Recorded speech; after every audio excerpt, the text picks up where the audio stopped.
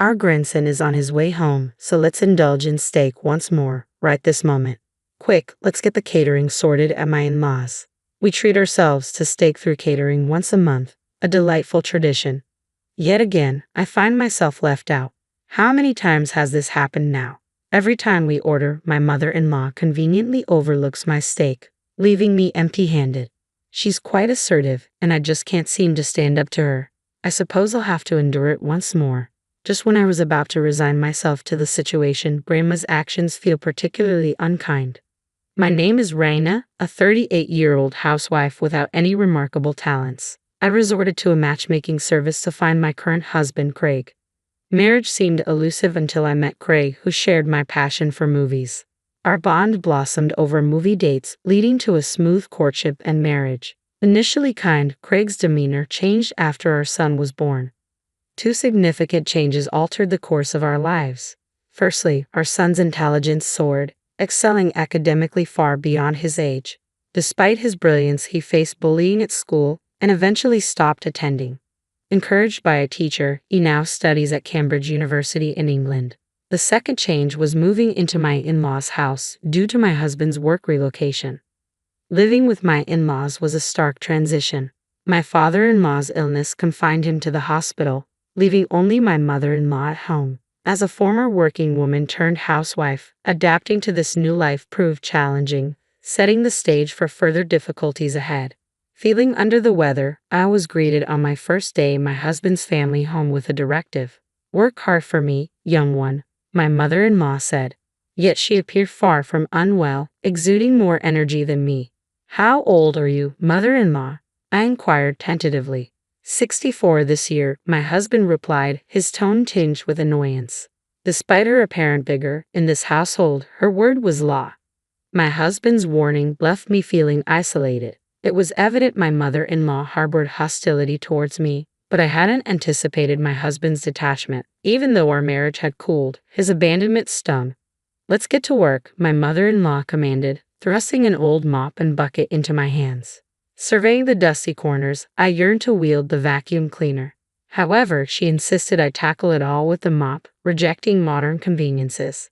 "Can I use the vacuum cleaner?" I ventured, hoping to address the dust efficiently. "No, stick to the mop," she curtly replied. Reluctantly, I agreed, concealing my frustration. As I began cleaning, I proposed we work together, but my mother-in-law intervened, asserting that my husband and she would rest while I toiled alone. Daunted by the size of the house, I realized the task was insurmountable solo. To compound matters, my mother-in-law added the chore of dishwashing to my already overflowing plate. Overwhelmed, I struggled to keep pace with her demands, feeling the weight of my new responsibilities bearing down on me. "I can't handle it all. The house is too big," I confessed, overwhelmed. In response, my mother-in-law offered a solution. "I'll permit you to use the vacuum for $10 every 10 minutes. How's that?" But the cost was steep, far beyond my means. Her disdain for my financial situation stung, branding me a poor daughter-in-law. My husband, silent and unhelpful, stood by as I endured her belittlement. He even criticized my mopping technique, insisting it was improper to converse while cleaning. The solitude we shared before moving in with his parents had transformed into a form of psychological abuse. Amidst the tension, my mother-in-law announced plans for steak, summoning catering. Though exhausted from cleaning and dishwashing, the promise of steak fueled my determination. I had invested extra effort into preparing for this moment, eagerly anticipating the reward. As the catered steak arrived, my excitement peaked, but my joy was short-lived. Despite my efforts, my mother-in-law declared there was no steak for me, leaving me crestfallen. The disappointment cut deep, shattering my anticipation and leaving me deflated. "I've cleaned the floors and done the dishes," I informed my mother-in-law, only to be met with dismissal. "That's only natural," she replied. "Consider it a token of appreciation for letting you stay. Think of it as paying a fee through your actions. Did you think you could live here for free?" Her words pierced through me, amplifying the sense of hellishness that had engulfed my life since moving into my in-laws' house due to my husband's work. Financially constrained and unable to afford living independently, I relied on a meager monthly allowance of $200 since getting married. After covering essentials and previous expenses, there was nothing left to save. The naive expectation of security as a housewife shattered in the face of harsh reality. As for dinner, my mother-in-law's unpreparedness spoke volumes. While they indulged in high-quality steaks, I was offered noodles. The stark contrast highlighted my subordinate status in the family. Even the act of washing the knife and fork after their meal was the closest I came to the steak. From the very first day, mistreatment became routine, leaving me mentally and physically drained. Amidst this despair, a rare call from our son studying abroad brought a glimmer of warmth. Praising my embroidery, he reminded me of my skills. His words, a balm to my soul, stirred emotions long buried under layers of neglect. But even in my moment of happiness, his keen perception sensed my trembling voice. A testament to his high IQ and psychological acumen, his concern mirrored the distance between us. Yet in his distant words I found solace, a reminder that amidst the darkness there remained a flicker of light. I couldn't believe how much my son had changed. He seemed to have an uncanny ability to see through my facade, sensing something was amiss with Dad. After a moment of silence, I summoned the courage to confide in him about the situation at my in-laws' house. Despite feeling ashamed for airing my troubles, having someone to confide in felt like a lifeline. "It's tough every day," I admitted, but he reassured me. "I'll come over once it's our vacation, and I've saved up some money from my part-time job," he promised, refusing to take no for an answer. With my son's imminent return home, time seemed to fly during our overdue phone call. An hour passed, leaving me feeling rejuvenated by his unwavering support. However, as soon as the call ended, my mother-in-law approached with a sharp glare. "That's quite a luxurious long phone call," she remarked, draining the energy I had gained from our conversation. Despite my apologies, she swiftly shifted the conversation to the upcoming block party, assigning me the task of shopping and making a reservation for steak catering. The day of the block party arrived, and guests began to gather. My mother-in-law, dubbed the president by everyone, was the center of attention. Amidst the festivities, she wasted no time in ordering me around, using me as her servant regardless of who was present. Some guests spoke up in my defense, urging my mother-in-law to treat me more kindly, but her threats silenced them, reminding them of their place in the community. Their initial support quickly waned under her influence, leaving me feeling even more isolated. It became evident that my mother-in-law's control extended beyond our house, permeating the entire area. Against her power, I felt powerless, a mere housewife unable to challenge her authority.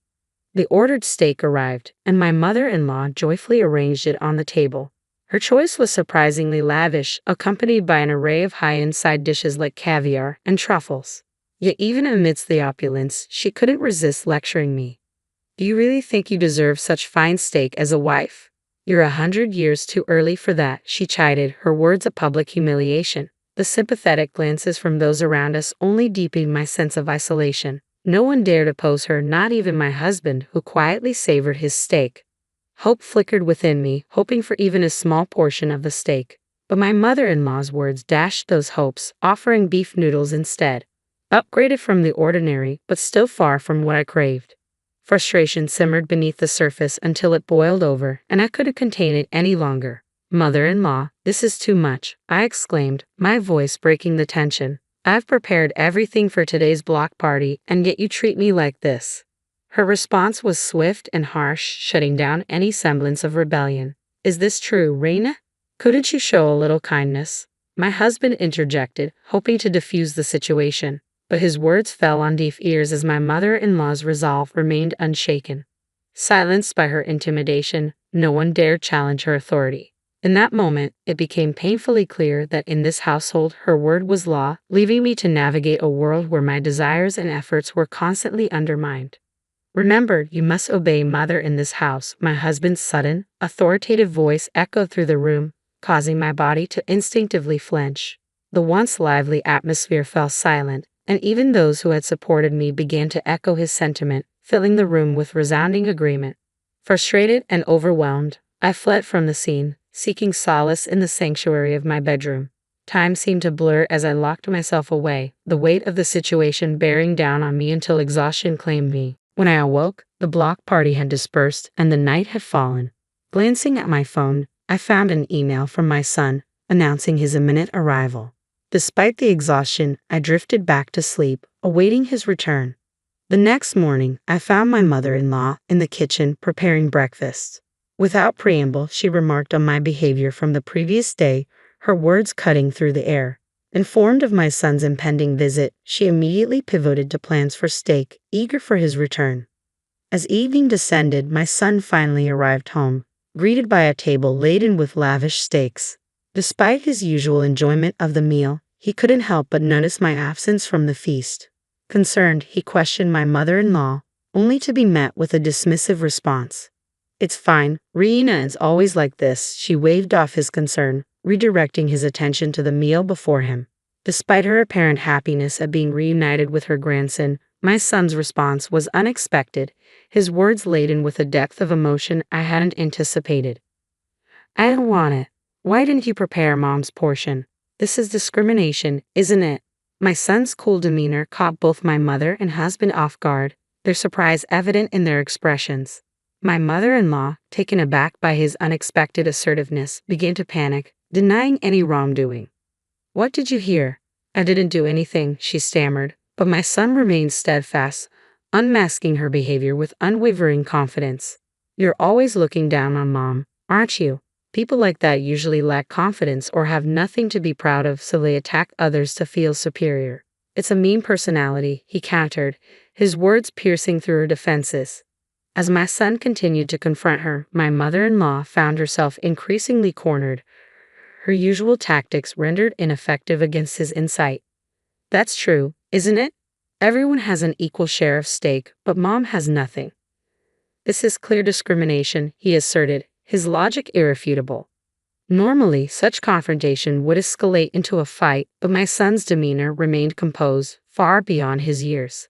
With each observation, my mother-in-law grew more subdued, her usual confidence waning in the face of his scrutiny. "You're panicking. Your eye movements, habits, and amount of sweat tell the story," my son continued, revealing his studies in psychology at Cambridge University and his keen observation skills. Despite her attempts to maintain composure, my mother-in-law couldn't conceal her discomfort, her facade crumbling under his scrutiny. Watching the exchange unfold, I marveled at my son's poise, while my husband observed in silence. As the tension lingered, my son's final words hung in the air, leaving us all to ponder the implications of his observations. The tension in the room was palpable as my son fearlessly confronted my mother-in-law. "Grandma, do you have any talents?" he asked, his tone cutting through the silence. My mother-in-law, usually quick with a retort, found herself at a loss for words as my son continued, unrelenting. "What you did, Grandma, was unfair. Mom excels in embroidery. Her work could even sell in England," my son praised, surprising me with his acknowledgement of my hobby. "You, Grandma, have none, yet you try to belittle Mom and assert dominance. Is it because you can't accept someone being superior?" As my son's words struck home, my mother-in-law remained speechless, unable to refute his observations. "And what about you, Dad? Why didn't you stand up for Mom when she needed help? Were you unable to stand up to Grandma because she's your mother? If so, why did you marry her?" My husband, caught off guard by our son's probing questions, could only offer silence in response. My son's relentless critique didn't spare anyone, exposing the underlying dynamics of our family dynamic. "You both just want to feel superior and look down on others," he concluded, leaving my husband and mother-in-law speechless. I couldn't help but feel proud of my son's maturity and insight. His suggestion to move to England together took me by surprise, but his reasoning soon became clear. "One of my classmates has a father who's a Hollywood actor. He saw pictures of your embroidery and wants to buy your work. There's a waiting list of over 200 people eager to purchase your pieces," he revealed, his smile contagious. Overwhelmed by the unexpected turn of events, I couldn't help but feel grateful for my son's unwavering support and encouragement. With his guidance, perhaps a new chapter awaited us, one where our talents were celebrated, not diminished. As my son shared his unexpected news, both my mother-in-law and husband listened with astonished expressions. "Mom, I've taken the liberty of arranging something for you. They want you to open a store with your handmade crafts in the UK, my son explained, his eyes shining with excitement. The thought of turning my hobby into a job, especially in England, left me speechless. While my mother-in-law and husband expressed their disbelief, I found myself considering the possibility. If I was going to face harassment at my in-laws' house anyway, why not pursue my passion as a profession? Moreover, The strained relationship with my husband made staying there unbearable. So, I made up my mind. I'll give it a try. I accepted, much to the shock of my family. And then, I dropped a bombshell. I'm divorcing you. I'm tired of being oppressed by your mother. Let me be free. With that, my husband reluctantly agreed, and my mother-in-law ranted until the end, but I paid her no mind. The divorce was finalized without fuss, and I was finally free from the confines of my in-laws' house. Now, in England, I'm busy preparing to open a shop, insisting on crafting all the products by hand. Despite the initial fear of moving abroad, my son's wholehearted support makes the journey less daunting. Meanwhile, back home, I heard from my son that my former mother-in-law stumbled and ended up in the hospital. With her incapacitated, my ex-husband struggles to manage alone, taking on extra work to cover expenses. While it's a challenging time for them, I hope they find their way forward. As for me, I'm focused on the future, working on the final pieces for the shop's opening. With my son by my side, I feel confident in facing whatever challenges lie ahead. From rescuer to the rescued, our roles have shifted, but as a mother, I'll always support my son, just as he supported me. My name's Courtney, and I'm 39, working as a cleaner. I've been working for a company that handles office cleaning for nearly 20 years now. Having started when I was 20. I chose this job because I had to take care of my mother, who fell ill. We were a single-parent family, just my mother, my brother, and me. When my mother became seriously ill, I dropped out of vocational school to accompany her to medical appointments and assist her. I found this custodial job because it allowed me to ensure I had time to assist my mother. But now, I truly appreciate having chosen this job. My boss and seniors understand my situation well and always treat me kindly. I thought there couldn't be a better workplace. My mother passed away when I was 25 and my brother was 19. As autumn ended and winter approached, I began taking more leave from work due to the shock. It was the season for major cleanings, and the company was entering its busiest period. My colleagues said, "It's okay, Courtney, we'll wait until you're feeling better."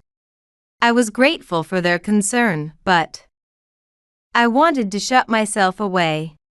I wanted to follow my mother. However, I had a brother to look after, who lost his mother before reaching adulthood. I had to pull myself together and somehow kept working. Back then, my brother was still a university student. I cared for him in various ways, giving him money for textbooks when he advanced a grade, or picking him up in the car when he returned late. When it came to job hunting, I even bought him a suit as a gift. My income was modest, but I worked hard, thinking I was taking my mother's place. After her death, my brother started saying things like, "Shouldn't you quit being a cleaner and you should get a better job?" He was dissatisfied with the low income and the poor social perception. I was in no mental state to consider changing jobs, so it hurt every time he said that. My kind colleagues supported me during those times. Eventually, my brother worked hard in his job search and landed a position with a large company that everyone recognizes from TV commercials and online ads. His first paycheck was nearly twice my salary. He was thrilled like a little boy receiving lots of Christmas money. "Look, sis, I surpassed you in just 1 month. Crazy, right? Check out this pay slip. Isn't it awesome?" He was genuinely happy and unabashedly told everyone, "Sis, leave that cleaning job behind and score a better one like I did. Hey, watch your tone. I like my job. Stop making excuses." There's a huge difference in our salaries. I wished he would consider his words more, but I was relieved that his efforts had paid off. I reported to our mother's portrait, "Your son has done well." However, my brother, proud of his company, began to degrade. He boasted about being praised by his boss and being involved in a significant project despite being new. As a sister, I was proud, but his behavior towards his colleagues became increasingly disdainful. I'm expected to do well at work, but my peers? They have such poor memories. If their performance affects mine, it'd be unbearable. He said this nonchalantly. He was somewhat underestimating society. If he continued like this, he would trip up. I reprimanded him for his attitude. I don't think there's such a gap between new employees. You've just started. Then he sneered, "Sis, you're just a low-educated cleaner acting all smart." I was annoyed and said, "That's because I've been a working adult longer than you. So I know that there isn't much difference in people's abilities." Then he'd say, "Oh? Are there any college graduates at your cleaning company? Before lecturing me, maybe you should tell them they've wasted their lives." He mocked me and went out to drink. That boy might learn a hard lesson someday. Regardless of my concerns, my brother's self-importance accelerated.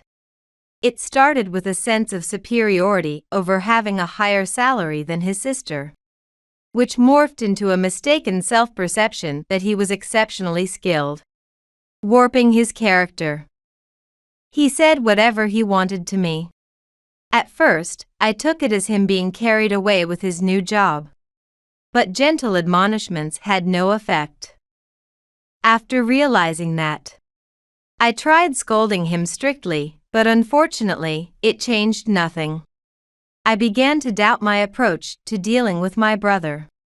Years passed, and I continued working as a cleaner. My brother was apparently doing well in his career, but his disdain for others only worsened. Then he moved in and married a girlfriend with the same excessive self-awareness as him. She was much younger, and it felt like she belonged to a different generation to me. The first conversation I had when my brother introduced her was, "So, you're a cleaner?" "That's true?"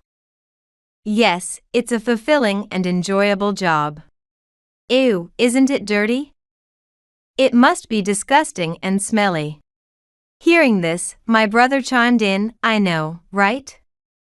It's unthinkable. It's dirty, ugly, and poor. But I can't help it, she's family." Sorry. I was dumbfounded and couldn't remember what happened after she left. Later, I shouted at my brother, "You're being rude. What do you mean you can't help it because she's family? And her too. Don't judge people by their occupation or income." My brother was taken aback by my sudden anger but stuttered back, "Shut up. You dropped out of vocational school and I have a college degree. She does too. We can't help what we say. You have a low income and a bottom-tier life." He spat that out and left. I cried in frustration and sadness. I dropped out of vocational school to care for our sick mother, which he knew. Yet, he said those things. I indeed have a low income, but I managed his tuition fees, thinking I was replacing our lost mother. I definitely went wrong somewhere. Crying, I looked in the mirror. Being called ugly bothered me. I look a lot like my brother. I'm neither beautiful nor cute, but I don't think I'm that ugly. However, I probably haven't cared for myself enough. Maybe if I take a bit more care, it might change his attitude. Well, even if I tidy up, it's unlikely to change my brother's character. Marrying a girlfriend with similar values has only intensified his excessive self-consciousness. While consulting with my colleagues, I've come to think that my relationship with my brother might be beyond repair. One day, I received a postcard from my brother and his wife. "We've moved." I didn't know. From the address, it seemed like a house. What's this? It's standoffish. If he had told me, I would have celebrated and helped with the move. Since I had things I wanted to discuss, I decided to call him after a long time. Hello. I got your postcard. Ah. His cheerful voice came through the phone. Awesome, right? A house at this young age. I'm a fast climber. It would have been impossible if it wasn't for me. Yeah, amazing. It was the usual boastful talk, but I felt nostalgic and listened to a lot of what my brother had to say. I brought up my matter later. Hey, I have something to tell you too. Just the other day, my company got the cleaning contract for your company's building. We might see each other occasionally. I see. Good for you. You wouldn't have a chance to enter such a big building if not for cleaning. If only he had stopped there. And one more thing. I've got a boyfriend. What? Really? My brother sounded genuinely surprised. Yes, he's older and a wonderful person. After what you said, I started taking better care of my skin. And he fell for me at first sight, I joked. Then he said somewhat proudly, I guess I contributed to that too, huh? I'd like to introduce him to you. He wants to meet you too. Can I visit soon? We could celebrate your move as well. Without thinking much, I said that, and his previously cheerful voice suddenly darkened. Are you really coming? Sis. You know about your job, right? Huh? Job. My cleaning job? My house is brand new, meaning it's clean. I don't want a dirty cleaner like you around. What? He doesn't want a cleaner in his new house because they're dirty? That made no sense to me, and my mind went blank. Isn't it common sense to hold back when you're doing a dirty job? People at your workplace must think the same. You're out of line. Apologize. Anger bubbled up inside me, filling my head with red-hot blood, ready to explode. Common sense to hold back because of a dirty job? Rude? Apologize? Don't be ridiculous. I raised my voice beyond patience. You're too insulting. That's too rude. I could have endured it if it were just about me. But when he involved my colleagues, I couldn't let it go.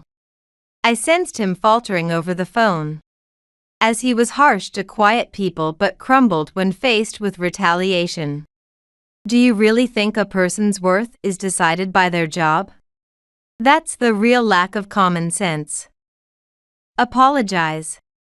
What? Why are you suddenly freaking out? I won't forgive you anymore. How did you become such a horrible person? Mom would definitely be sad. Horrible. That's you. That boyfriend of yours must be a loser too. No one with decent sense would bother with a cleaning lady. If you weren't my real sister, I wouldn't associate with such a filthy woman. If you weren't my real brother, I would have abandoned you long ago. That's my line. I'm cutting ties with you. Don't ever contact me again. Fine. Understood. Then, goodbye. It was a childish exchange of words, but I couldn't act maturely anymore. My brother tried to say something more, but I ignored him and hung up the phone. I resolved to sever ties with him.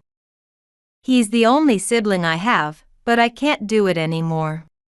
In my brother's eyes, a cleaner like me doesn't deserve human rights. Even if we're siblings, if our values are so different, it's better for us both not to be involved. It's okay. He's grown up enough. This is goodbye. I came to terms with my feelings. Months after declaring disownment from my brother, I was assigned to clean his workplace by some twist of fate. I think the president was considerate, but I wasn't eager. Yet, doing my assigned job with all my might is my principle. I subdued my emotions and headed to his company. The building was truly large and spacious. With such a vast area, I shouldn't run into my brother. Even if we did meet, he probably wouldn't notice. Thinking this made me feel a bit relieved. While pushing the cart filled with cleaning supplies, I switched my focus to cleaning. It was that afternoon. I was mopping the floor when I overheard a group of about 5 men drinking canned coffee near the vending machine. I'm really sorry for the inconvenience. Just give it a break.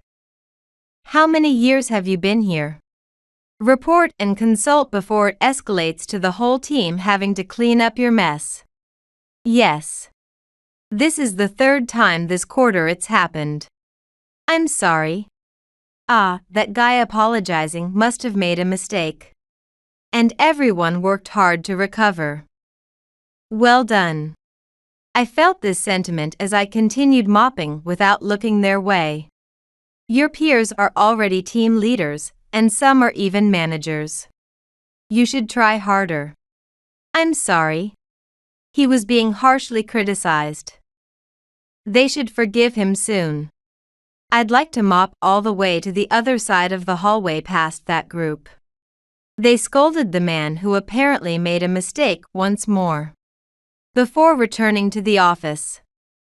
When the group passed by me, I recognized a familiar face among them.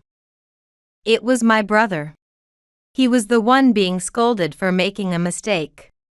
No way. My brother froze for a moment when he saw me, then quickly lost all color. However, he didn't speak to me and hurriedly followed his team, leaving the scene. Throughout my work, my thoughts returned to my brother several times. He was supposed to be the most successful among his peers. But the brother I saw didn't seem like a company asset, more like a liability. Constantly making mistakes and apologizing. My intuition from seeing various workplace dynamics while cleaning tells me that his boasts of competence were just a facade. At least he must have been doing well initially. As I predicted, perhaps he got complacent and his colleagues surpassed him, tripping him up. It's no wonder, given his nature to look down on others. But I don't need to worry about him. He wouldn't rely on me anyway. We're strangers now. Days after learning the reality, I saw my brother again.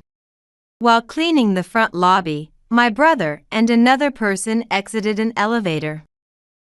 Shoot. I left the paper bag with the samples. I'll go get it. Please wait here, senior. No, I'll go. I'm useless anyway. Instead, look after me when you get promoted. Stop saying that. I'll go get it. The man who appeared to be his junior briskly took the elevator to retrieve the forgotten item. Despite claiming he was competent, my brother had been quite rude to me. Watching my brother shrink in the corner of the lobby, I felt pity. As I wiped the leaves of a lobby plant, a senior colleague cleaning with me whispered, "Isn't that your brother?" "Yes, it seems he messed up. Please, just let him be." My senior looked worriedly at my brother and then went back to their position. Perhaps annoyed by our sympathetic gazes, my brother, who had been shrinking in the corner, glared and approached me. "Hey, cleaning crew. What are you doing?" "Cleaning, what else?" "Not why you're cleaning, but why are you here?" "I'm here for work." As I replied bluntly, my brother's face paled, and he raised his voice. "Don't you dare tell my wife about me looking pathetic at work. You understand?" It felt like he was unloading all his job frustrations on me. People around us started staring due to his shouting. I whispered to him, "You're drawing attention. Shut up. You, with your lack of education, have no right to give me orders. People are watching. Keep it down." Trying to calm him down, I reached out to hold his hand, but he recoiled. Dirty. Don't touch me." He wiped his hand where I touched him obsessively and continued his insults. "You're trying to threaten me, aren't you? You want money, right? How much are you asking for? Threaten? Money? What are you talking about?" I didn't understand and asked again. "Keep it a secret from my wife. You really need to understand this, you idiot." "Oh, I see. What's the secret you're keeping from her? Is it that you mess up at your job a lot? Or maybe that you're not getting promoted like everyone else?" "Both, obviously." He really was afraid I would tell his wife about his work situation. "Wait, are you still putting on airs for your wife? Shut up. Don't talk, you filth." Filth. What a vile thing to say. My brother was insulting me without concern for the bystanders. The company stress must be getting to him. He was using me as an outlet to lighten his heart. "I'm not your punching bag." Then, from behind, a voice said, "It's rude to speak that way to someone from the cleaning staff." "Shut up." "Huh? Who are you?" My brother finally noticed the commotion around him and started looking around. Someone from the crowd stepped forward, a well-dressed man with gray hair. His social stature apparent. Seeing him, my brother became visibly flustered. The man stood next to me and gently placed a hand on my back. "Dirty, stupid, such foul language is unbearable. Apologize to this lady. She's my sister. We were just having a sibling fight." To my flustered brother trying to cover up, I said, "I thought you cut off family ties." "Shut up." My brother was awkwardly respectful towards the gray-haired man but harsh with me. The man intervened, "If it's a family matter, it concerns me too." "Huh? Nice to meet you. I'm dating your sister." "What?" My brother was dumbfounded. "I'm an executive on assignment from a partner company of yours. I'm actually a director at your company. It's a pity we haven't had a chance to meet yet." "What? What? Overwhelmed by the situation, my brother panicked. I awkwardly looked at the man beside me. "You didn't have to come forward right now. If not now, when?" he said with a charming smile. "So, sis. Is that true?" My brother was visibly shaken. Of course, the man in front of him was an executive at his own company. "It's true. When our company contracted to clean this building, I accompanied our president. He was in charge of the contract and fell for me then."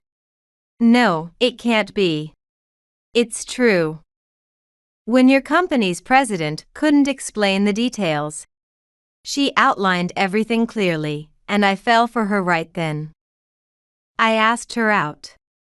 The lobby echoed with the crowd's murmurs. It was embarrassing beyond words. A decent man wouldn't date a cleaning lady. I heard he must be a loser who can't hold a proper job. That's not true. I never said that. Regardless of whether it's true, I demand an apology for the earlier insults to your sister. My boyfriend's dignified demands left my brother with no choice but to listen. "Courtney's brother? Don't cause too much worry for your sister." My senior cleaner, who had been in the lobby, came over, along with other colleagues from a different floor. My brother was cornered. Resigned, he barely managed to stand and bowed to me. "I'm sorry." His voice was devoid of any spirit, energy, or emotion. Later, my brother was transferred to a distant branch of a subsidiary. For the record, my boyfriend had no involvement in his demotion. Fearing his incompetence at work would be exposed to his wife. And after his colleagues heard his abusive words towards me, he panicked and made successive mistakes at work. It seems he's completely fallen off the promotion track. "Courtney, you're dating an executive at my husband's company, aren't you? Why didn't you tell us sooner? Please get him back to the headquarters." My answer was, of course, no. Her pleas did not move me at all. Due to the reduced salary after the transfer, they might have to let go of their newly built house. What happens to them next is not my concern. And so, I married him. We live happily in our newly built home. I continue with the cleaning work, though I'm less often on the field because I've become the president of the cleaning company. I accepted the role after much thought to continue contributing to the company I love. No matter what anyone says, I intend to proudly keep doing the job I love at the company I adore.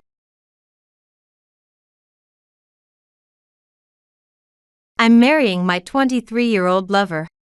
Actually, we're not legally married, so there's no division of property. This shocking statement came from my husband, who I had been with for 3 years. In disbelief, I was confronted with the marriage registration form he claimed to have submitted to the city hall. "There's no way I'd actually marry someone like you. You can't even manage to be a decent housekeeper, so stop dreaming." Laughing mockingly, he tore up the marriage form, and the pieces scattered all over the floor. The 3 years of patience I had endured seemed to collapse with a crash. Working in banking, he was a promising man on a path to a bright future. To him, laughing in his triumph, I must have seemed like a joke. Despite this, I responded clearly. "Then you're fired." What? He still hadn't realized it. The real joke here wasn't me, it was him. My name is Sandra Ford. Since graduating high school, I had been working as a cashier at a local supermarket. I wasn't wealthy, but I lived a happy life, suited to living alone and fulfilling my hobby as a writer. It was a carefree daily life for me, but my friend Amy, who worked at a bank, always seemed worried about me. "Aren't you going to find someone nice soon, Sandra? It's going to be tough if you stay alone forever." I don't have any romantic prospects, and I enjoy writing novels more anyway. "Don't say that. I have someone I want you to meet. He's a senior colleague at my workplace, how about it?" Amy had been happily married for 2 years. If she recommended him so highly, married life must be delightful. Thus, I agreed to meet this man. His name was David, and I was struck by his handsomeness at first glance. He was well dressed in a suit, and his tidy hair and clean aura completely matched my taste. It seemed David also had a good impression of me. And after meeting several times, we officially started dating. Within less than a year, we were married. I couldn't have imagined such a whirlwind marriage back then. But as a newlywed, I was filled with happiness. I was blissfully unaware of the ending this marriage would come to meet. The sense of discomfort started a year into our marriage.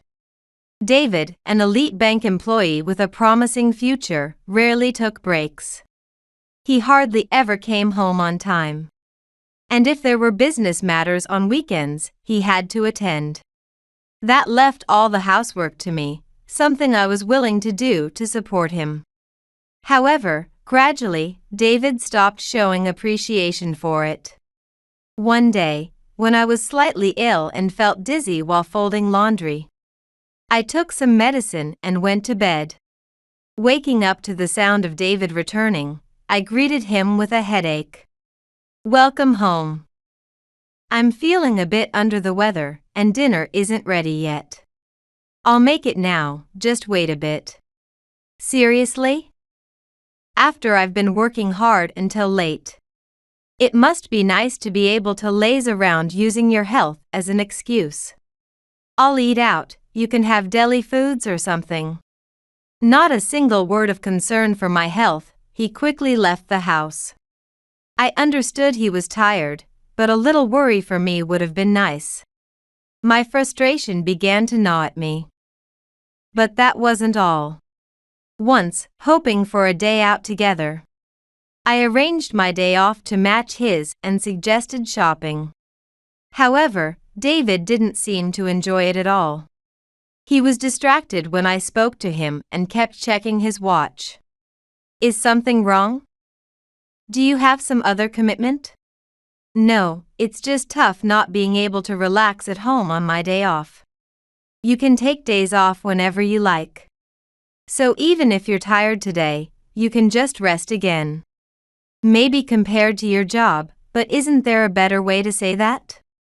"That's kind of harsh." Sorry. In your mind, a banker like me and a part-timer like you are on the same level of work. I must have spoken to the wrong person. When he had a bad day at work, he would take his stress out on me like this. He never did this while we were dating. While it might have cleared his mind, it only increased my stress. Don't say things like that. Let's watch a movie. There's a popular one I've heard is good. I'm not interested in that kind of stuff. Go watch it alone if you want. I'll rest at a cafe nearby. Movies were my hobby, but David had never once accompanied me since our marriage. Still, I tried to improve our relationship. I performed all the housework perfectly and expanded my cooking repertoire to suit his tastes, all in hopes of making him happy. But David never thanked me. On the contrary, if I ever seemed to be self-satisfied, he would click his tongue in annoyance. That's what wives are supposed to do, right? What's with that self-righteous look on your face? It's making me sick. Being looked at with such disgust, I was deeply hurt. Since then, my laughter in his presence drastically reduced. Just being together became suffocating, and I started to regret our marriage. By the end of our second year of marriage, I had lost all affection for him and was merely enduring. Still, I tried to hold on to hope for our life together. If it didn't work with just the two of us, maybe adding a third person would help. Thinking a cold husband might become a kind father. I broached the subject of wanting children with David. However, his response was merciless. "Looking at you doesn't raise my spirits at all. Don't talk about such disgusting things. Just thinking about it makes me feel sick." I took care of my appearance, using makeup and dressing well. Not to boast, but I believe I look above average. Yet David staunchly refused to spend time with me. From then on, as if he hated even seeing my face, he often made excuses to stay out late, eventually returning home reeking of women's perfume. That was too much for me, and when I confronted him, it was a waste of time. On the contrary, it seemed as if I had touched a raw nerve, and he erupted in anger. "Shut up. What I do with the money I earn is my business. It's fine if you want to have fun. But coming home at this hour smelling like perfume is just unreasonable." "Who's the unreasonable one here, you incompetent fool?" Fueled by alcohol, David retorted aggressively. "All you do is household chores that anyone could handle. You couldn't survive without someone like me to support you. So don't get all high and mighty. That's cruel. I work too, you know." I had continued my part-time job even after marriage. and earned a little extra from my writing hobby. It might not be much compared to David, but it was enough to live on my own. Despite this, David started defending the girls at the nightclubs rather than his own wife. Unlike you, Hannah is a good girl. She's cute and works hard. She's much more respectable and earns more than a jobless person like you. The look of adoration on his face was clear. He was obviously infatuated. It was disgusting to see my own husband making such a face for another woman. Since then, just seeing David's face made me feel sick. And I no longer wanted children with him. Even when he didn't come home, I didn't feel lonely. The only time that increased was the time I spent alone in front of the computer. It feels like I'm living the same life as when I was single. Wanting someone to listen to these problems, I decided to talk to Amy, who had introduced me to David. She listened sympathetically and almost started crying while talking to me. So David was like that. He seemed so serious and honest at the bank. What a disappointment. I'm really sorry, it was me who introduced him. No, it was my decision to get married. But thinking that it might stay like this forever is just too hard. It was the first time I mentioned considering divorce. I couldn't look her in the eye, but I felt like I couldn't keep going much longer. Sensing this, Amy encouraged me with kind words.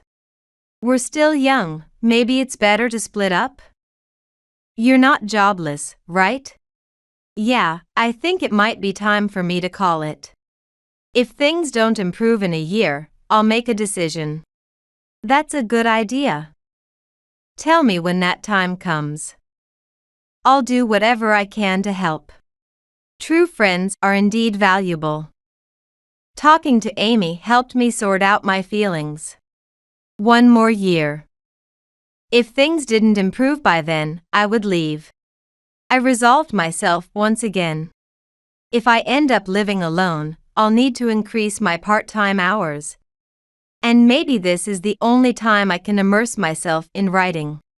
Maybe this experience would even help me write something interesting. With plenty of time alone, I continued to face the computer screen, escaping from the harsh reality. And so the third year came. David's behavior didn't improve, but got even worse. After mentioning Hannah, he stopped using drinking parties as an excuse. I was drinking at Hannah's place. She's totally fallen for me. A good woman knows a good man when she sees one. Was he not aware that he was admitting to cheating? I ignored him but recorded his voice. I also secretly followed him when he went out on the weekends and filmed him meeting up with a woman. He, now over 30 with increasing wrinkles, was unfit for the young and cute girl he walked arm in arm with. That girl was Hannah. I had confirmed she worked at the place listed on a business card found in David's suit. And my preparations for leaving were all set. Hey, how long are we going to keep living like this? A year after talking to Amy, I brought it up to David. I'm at my limit. I've been patient, hoping your behavior would improve.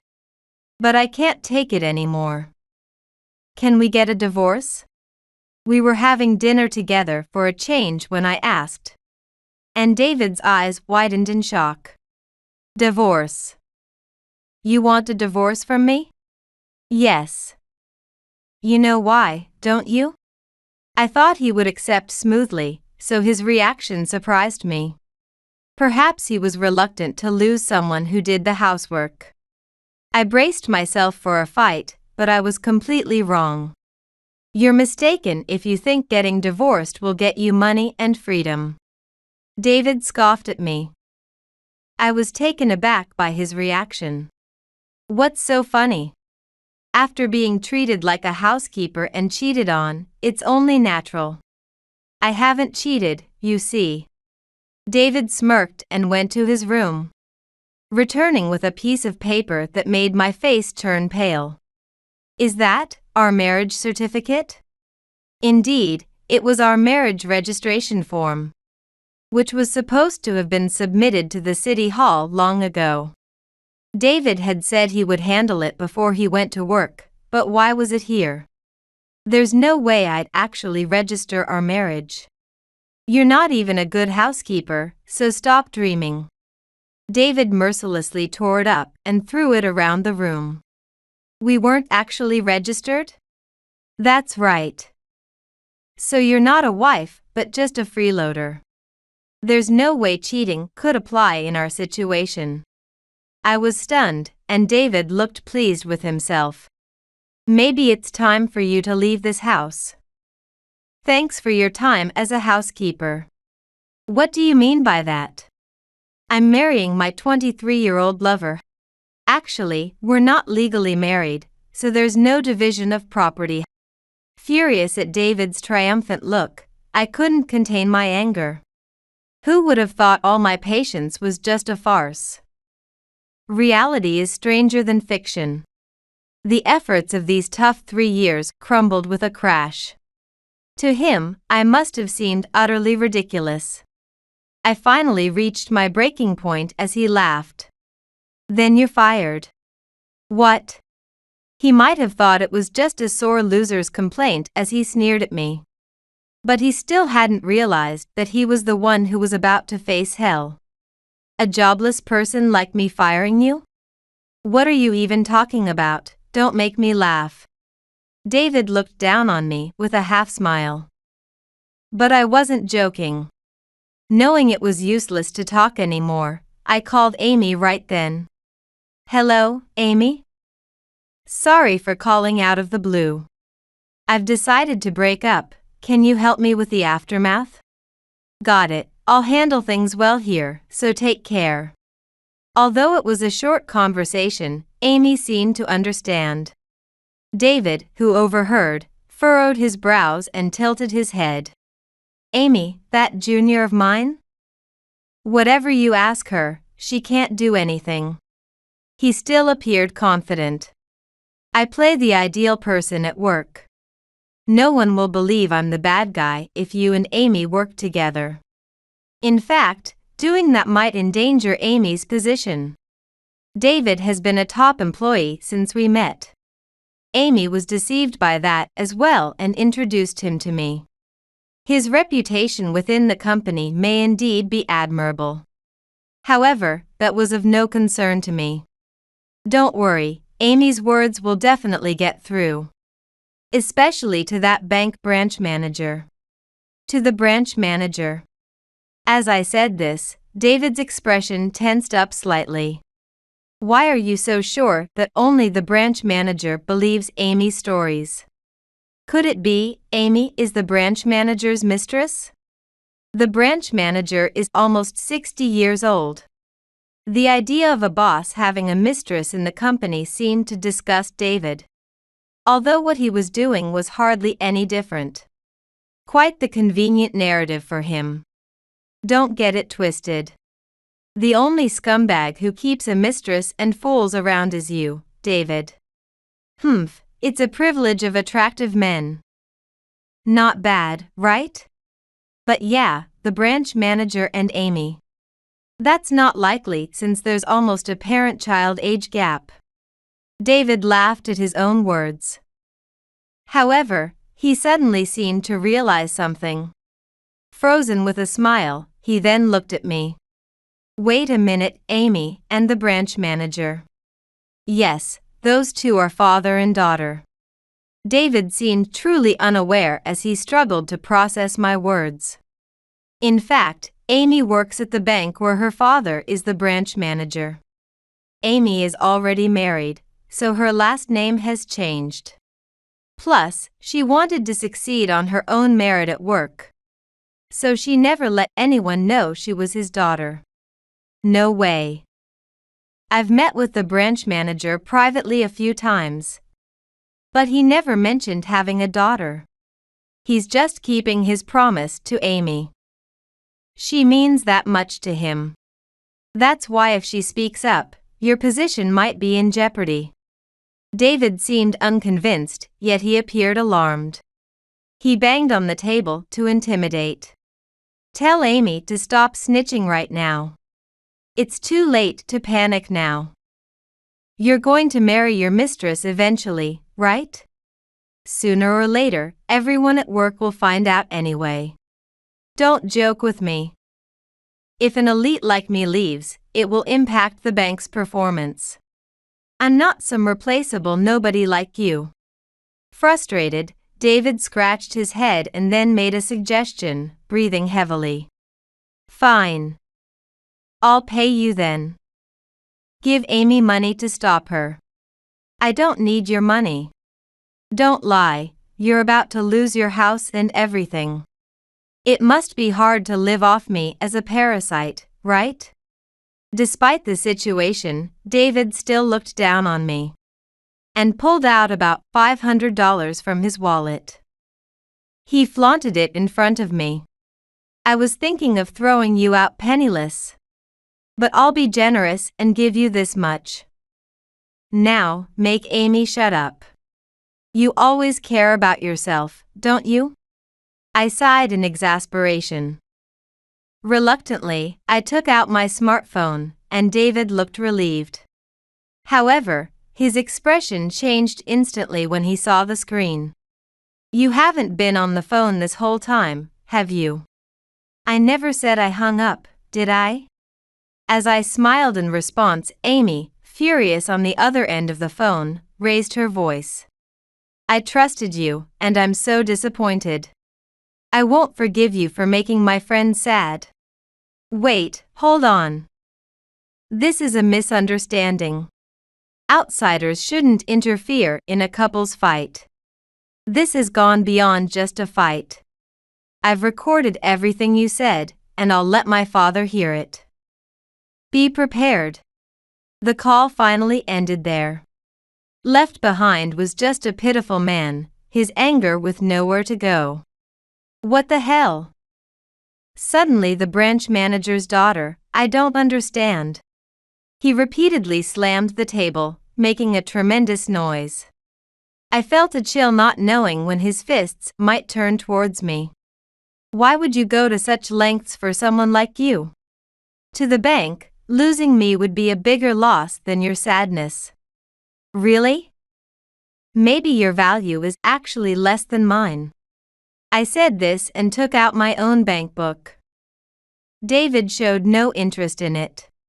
"Didn't I manage that account since we started dating?" "What's it to you now? That's the one for my part-time job, right? This is a different account." "What? Why would someone like you have two accounts?" Confused, he snatched the bank book from me and scrutinized it, repeatedly checking the figures. "Wait a minute, how much is in here?" "About $500,000? I'm not sure of the total since some of it is invested." David didn't seem to hear me. In reality, I had been making a decent income from my writing hobby. Initially, it was about as much as my part-time job, not enough to feel secure. Concerned about my future, I had Amy handle my investments since I lived at home. I used the part-time income for daily expenses and saved all my writing earnings, which accumulated to quite a sum. But back then, $500,000 was unimaginable. How could it have grown so much? That was thanks to David. Since he started spending less time at home and more with his mistress in recent years, I dedicated all my newfound alone time to writing. As a result, my update frequency and reader base grew significantly. Recently, a popular site even requested a one-shot from me. My online novels' advertising revenue skyrocketed with the increased readership, substantially boosting my income compared to my single days. If I were to close this account now, the bank would not be unscathed. Why keep working part-time if you're earning so much? You planned to deceive me from the start. I thought it was important to work outside too. If you just stay home, you won't learn common sense. I didn't want to become unreasonable like you. I'm unreasonable. I'm far above the average men out there. Being skilled at work means nothing if your personality is twisted. With that, I stood up and walked past a stunned David. I'm leaving this house as I intended. I'll be contacting you through my lawyer to demand compensation. I have the recording from earlier and all the evidence prepared. Wait, please. Can we maybe not go through with the divorce? It pains me to think of you alone. He must have been dazzled by money. Where did all his anger go? He tried to appease me with a gentle tone, thinking I would reconsider. But it only made me lose respect for him. There's nothing to divorce over, we were never married in the first place. We're strangers, so don't meddle in my affairs. Please reconsider. The bank already thinks poorly of me. And if they see a loss because of me, I'll be off the promotion track. Even now, all he cares about is himself. His self-centered remarks made me laugh outright. If you need consolation so badly, why don't you go to Hannah? You've been doing that all along, haven't you? At my words, David was at a loss for words and stuttered. I stormed out of the room and started walking aimlessly. Seeing his face contorted in the way I had so often felt oppressed brought me profound relief. I planned to collect my belongings later when David was at work. That day, I indulged in a nice meal and stayed at a hotel near a large station. I had always wanted to try. The fluffy bed made me sleepy the moment I sat down. I relished the time of doing nothing, savoring my newfound freedom. I need to consult a lawyer and also focus on my upcoming writing deadlines. At that moment, I thought I was free from David and that it was all over. But that was naive of me. I had yet to learn just how vile a man David was. That became clear about a week after I left the house. Amy informed me that due to her father's discovery of David's misdeeds, his dismissal was decided. However, that didn't mean he could just stop coming to work the next day. Since David was a capable employee, he needed to hand over his clients, requiring his attendance for a few more days. Other employees, aware of why he was fired, gave him cold stares during the handover process. I thought that served as a kind of punishment, but there was another problem. Sandra, have you withdrawn any money from your writing account recently? No. What's up all of a sudden? The amount doesn't match what we checked during the last investment review. You don't usually use this account, so I was wondering, she said. She seemed to think that I might have withdrawn some money for living in a hotel. However, as I mentioned earlier, I don't recall using any money from that account. I have no idea, but if someone likely did it, they would remember. Could David have done something? I immediately headed to the bank where David worked. Approaching the counter, David happened to call my number. Why are you here? Did you come to cool off? He didn't seem repentant. Not wanting to waste time on idle chatter, I cut to the chase. I'd like to see the transaction history of my writing account. Could you check it for me? His face visibly paled. Sweat beaded on his wrinkled forehead. You don't need to check that now. There are other customers, let's do this later. I need it now. Or is there a reason you can't show it? When I spoke in a low voice, David reluctantly took the bank book and disappeared to the back. He returned with the transaction history, which I immediately checked. Sure enough, there was a record of $50,000 being withdrawn a few days ago. That was no small amount. This isn't my transaction. It's unauthorized use, so I'll have to report this to the police. Wait, please. There's no need to make a big deal out of it. As I muttered under my breath, David suddenly shouted out. Indeed, I had suspected David, but I was taken aback by how quickly he slipped up.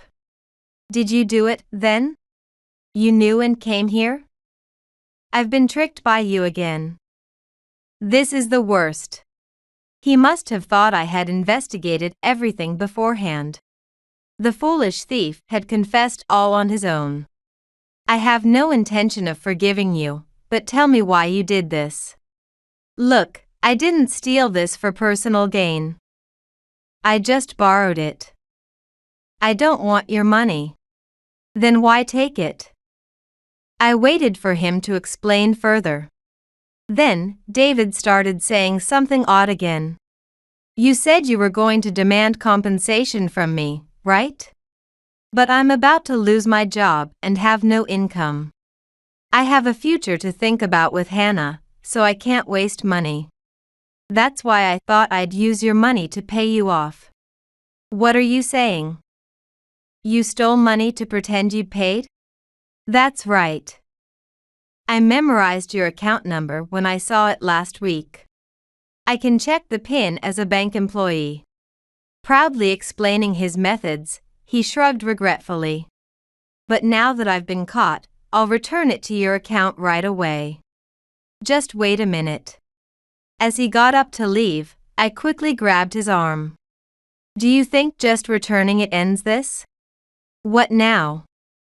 Are you going to demand compensation for such a small thing? That's petty. There was no harm done, just laugh it off. It's impossible. This is a criminal act, and I'm reporting it to the police. Hey, stop. This time, David grabbed my arm and yanked it roughly, causing me to stumble and fall over the counter. As he raised his fist to strike, I braced for the impact. But nearby employees restrained him, and he couldn't move. Let go. She's playing the victim, trying to take everything from me. The real victim is me. Someone had called the police, and within minutes, sirens were audible. Police officers entered and dragged David away. Sandra. Tell them to stop. I have a future with Hannah. His face was a mess of tears and snot, but I said nothing. At least he showed no sign of reflection, so he deserved no future. After the commotion, David was prosecuted for embezzlement. He'd be under police custody for a few years, a relief since I wouldn't have to see his face. He'd balked at paying me $50,000 in compensation. But it turned out he'd be charged with a much higher amount. First, he had to repay the stolen money plus compensate for a minor injury I sustained during the bank scuffle, totaling $80,000. The bank also demanded $200,000 for reputation-related losses. After his arrest, many deals fell through, causing great trouble for the bank. David would lead a difficult life even after his release. I hoped he would realize his mistakes by then. Separately, I claimed $30,000 in damages from Hannah, his mistress, who paid immediately. It was painfully clear she wanted to end this chapter quickly. David and she would likely never meet again. After the bank incident, Amy profusely apologized to me. She said it was her fault for the money being stolen, but I wasn't mad at her at all. She even suggested changing banks, but I immediately refused. I trust you, Amy, so let's continue as we are. Besides, I wouldn't have time to worry about money anymore. I needed to focus on my writing series. It had been a tumultuous 3 years, but the experience had undoubtedly helped me grow. I vowed to live for myself and began typing passionately on the keyboard.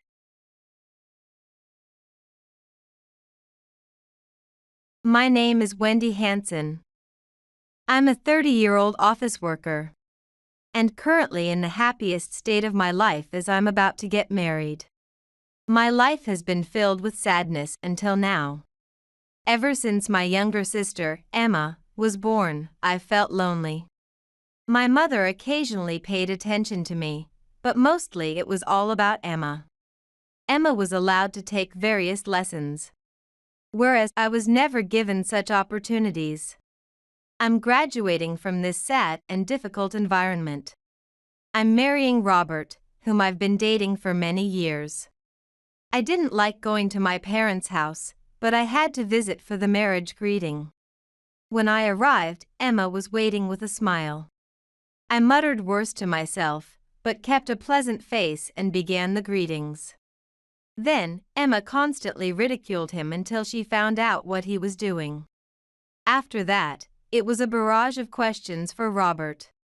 She ignored me and kept asking him questions.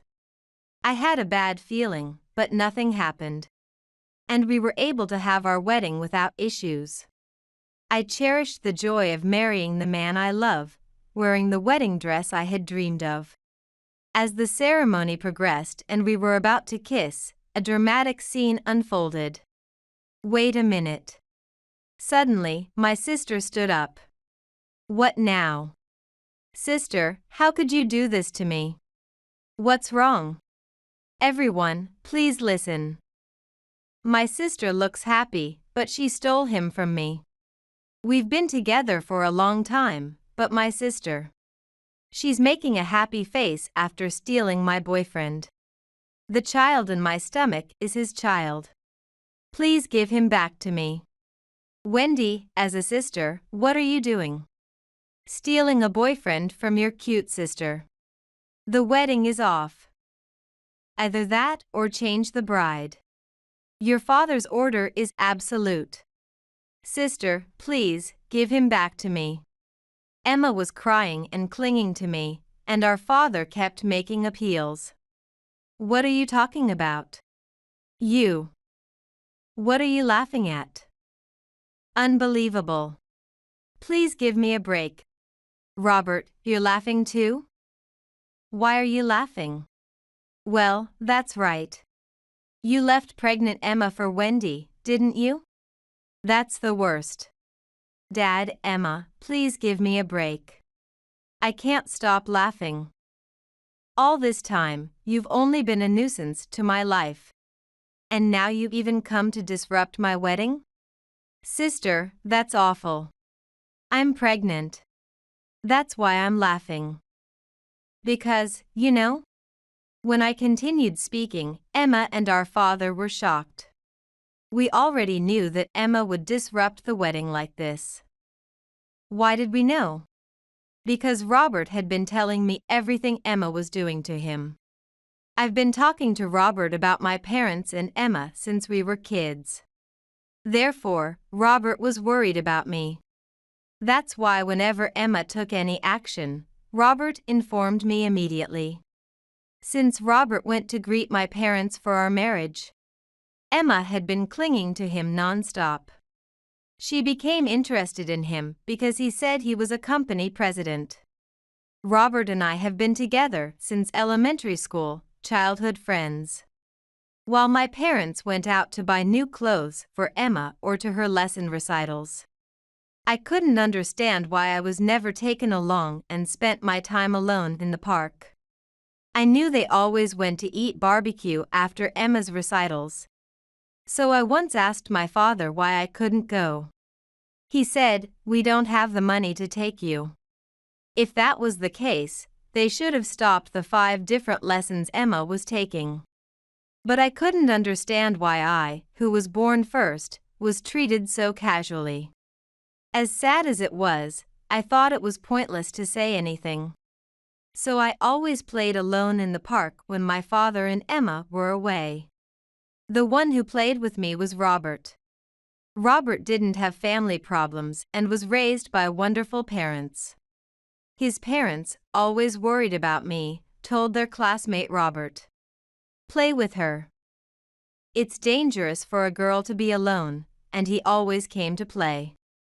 I really liked Robert from a young age, and he gradually started to like me too.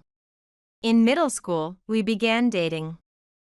What Robert said then was, At first it was more like playing with a little sister, but gradually I came to like you. Indeed, at first, it was probably out of pity.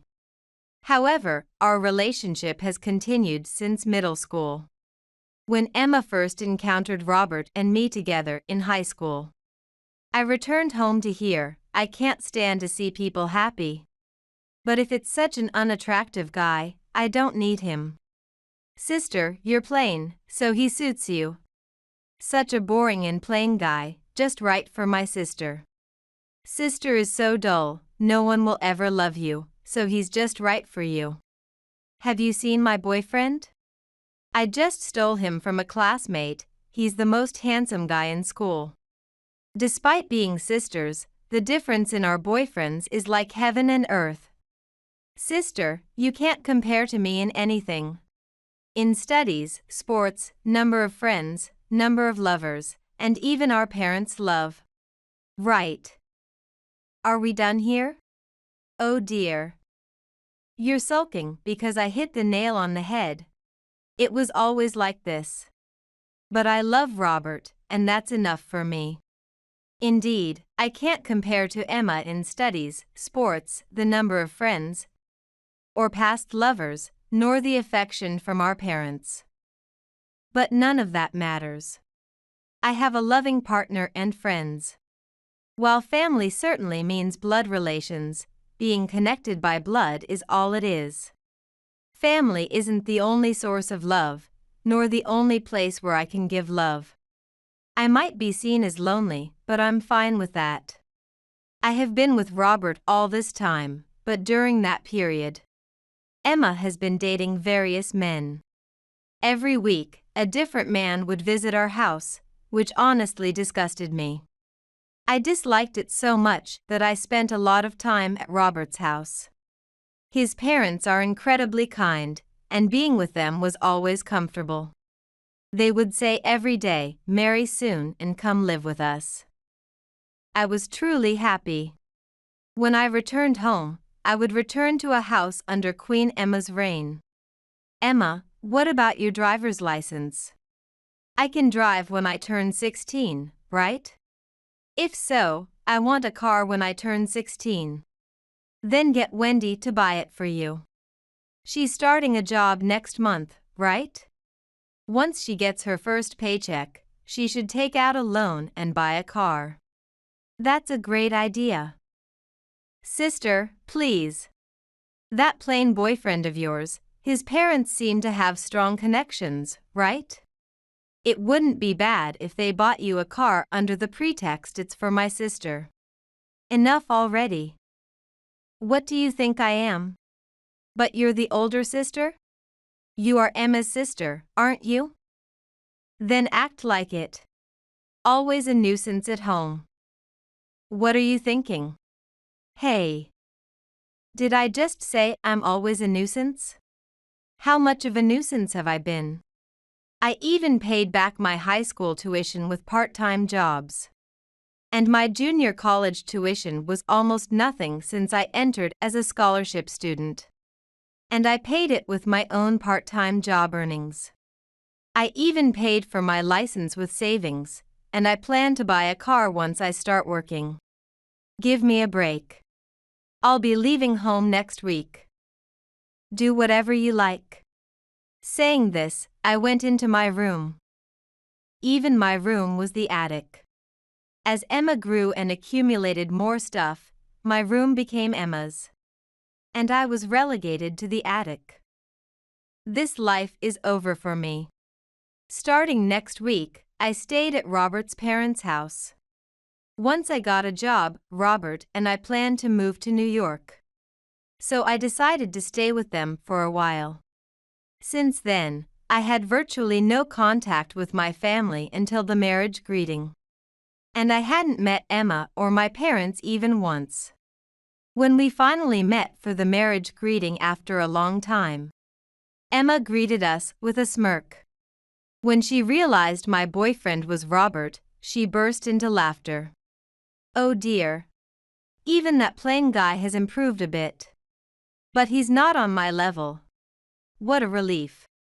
I was worried what I would do if my sister's boyfriend turned out to be high-spec. But I guess I didn't need to worry. Robert is Wendy's boyfriend? He can't be decent. Right. I worried for nothing. She began to mock us. And? What is that plain guy even doing? It'd be great if he was still a freeter at this age. Nice to meet you again, I'm Robert Hansen. I'm currently the president of a venture company in New York. The reason our marriage was delayed was because it took time to get the company off the ground, but now we are finally able to marry. It seems we're not very welcome here, so now that the greetings are done, we'll take our leave. Huh? What? President? What? Wendy's husband is a president? That's right. So, goodbye. We'll send the wedding invitation later, but if you don't come, that's fine too. As Robert and I tried to leave the house, wait. If you're going, go alone. Robert is also becoming family, we'd like to talk to him. No, I have nothing to discuss, so excuse us. Saying this, Robert took my hand and we left the house. It's just as you said. Their eyes changed the moment you said president. That's embarrassing. Sorry for making you feel uncomfortable. It's okay. Wendy, you did nothing wrong. Thank you. Saying this, we returned to our normal life, but a change occurred the next day. Emma went out of her way to come to New York and started hitting on Robert. She searched for his name online, found his company, and tried to get involved. However, Robert isn't the type to be swayed by such things. Whether she disliked that or was fueled because he was unattainable, in the end, she tried to get a job at Robert's company by interviewing, but of course, she was rejected. I thought she would give up after this, but to my surprise, she started a relationship with one of the company's managers. Then she would ask about Robert's drinking parties from the manager, and tried to show up pretending to be there coincidentally, or even tried to force her way into a taxi Robert was taking. She kept taking the worst actions. Knowing she had been acting this way, I could laugh when she made such assertions at the wedding. And there was another reason why we were laughing. It was because Robert cannot have children. We found out Robert was infertile when we both underwent a bridal check before. The reason my marriage was delayed wasn't only because of the time it took to stabilize his company, but also because Robert was resisting, thinking I might want children. In fact, we were already engaged when I started working, and Robert was launching his business. We were supposed to get married immediately, but unexpected issues extended our engagement to nearly 10 years. During that time, Robert and I had faced many conflicts. I can't have a family. You can have children, but you can't build a happy family with me. That's why you shouldn't marry me. Why would you say that? I've never known a happy family before. I wasn't even loved by my parents, so what does a happy family mean? Moreover, I don't even know if I can love my own children. I just don't know how to love. But I was certainly happy receiving love from you and your parents. However, I honestly don't know how cute my own children would be. I just don't know. But it's okay. I love you. So, let's not talk about children anymore. For now, just focus on getting the company on track, and once it's settled, marry me. If you hate me and never want to deal with me again, that's fine. But if you feel even a little upset seeing me walking with another man, you must still love me, right? Is it okay? If you leave me, I will appear before you walking with another man I don't know. I hate that. Are you really okay with that? Of course. Please, Let's stay together, so Robert cannot have children. I didn't want to say this in front of everyone as it might hurt Robert, but he made it clear. I can't have children. So, it's impossible that you have my child. I am infertile. There was a moment of silence in the venue after Robert's confession. However, gradually, applause broke out. It must have been a round of applause moved by his courageous confession. Emma's face was contorted, and all eyes in the venue were directed at her with not a gentle expression. Everyone was looking at her coldly. Come on. She started it. Let's listen carefully. Whose child is it, and why did she disrupt our happiest day? Can we get an answer? It was the first time I saw Robert looking so intimidating. Even though we have been together since elementary school. Whose child is it? You need to tell us clearly. Could it be that you don't even know whose child it is? Because you've been involved with someone from our company? As Robert pressed her, Emma's face grew more and more contorted. Then, a manager from Robert's company who was sitting in the middle of the venue stood up. Didn't you tell me before that you were pregnant with my child? And took money from me to get an abortion? How did it become Robert's child? Explain that. Following this, voices rose from the venue one after another. I also gave her $1,000, me too. As Robert said, Emma had been involved with many people from his company. It was truly chaotic. What kind of wedding is this? I don't know if the father ever thought such a thing would happen. Or really believed it was Robert's child, but he just stood there stunned. However, suddenly, he began yelling. If someone in the company got my daughter pregnant, you as the president should take responsibility. You should just marry Emma quickly. Come on, Wendy. You are her sister, right? Give up your place to her. I was so appalled I was on the verge of tears. Then, it wasn't Robert who shouted but my mother. Enough. Aren't you ashamed? Mom? I'm truly embarrassed. Wendy, I'm really sorry. I made a mistake raising Emma. I'm really sorry. When I was a child, I always felt neglected because my parents spent all their time on my older sister, and I thought if I ever had siblings, I wouldn't want them to feel that way. So I talked with your father about treating my sister equally. But maybe out of my own unfortunate experiences, I ended up prioritizing Emma for lessons and shopping. It's all my fault. I'm truly sorry. Emma. You need to apologize properly for this. Really, stop it now. My mother was confessing to me. Honestly, with everything that had happened, even when my mother said this, I couldn't just say, Mom, it's okay. Thank you. However, instead of reflecting after being scolded by our mother, Emma said, yes, it's Mom's fault. So, it's not my fault. Robert? Shall we have our vow kiss? It will all be settled then. Once we take our vows, I win. Saying this, Emma approached Robert. However, Robert refused. When she pushed a little, Emma stumbled and fell. Nonetheless, undeterred, she approached Robert again. Wait, Emma, weren't you pregnant? Pregnant? Because normally, if you were, wouldn't you panic after falling? Oh. Emma looked awkward. You, perhaps. Yes. Yes, exactly. I was never pregnant.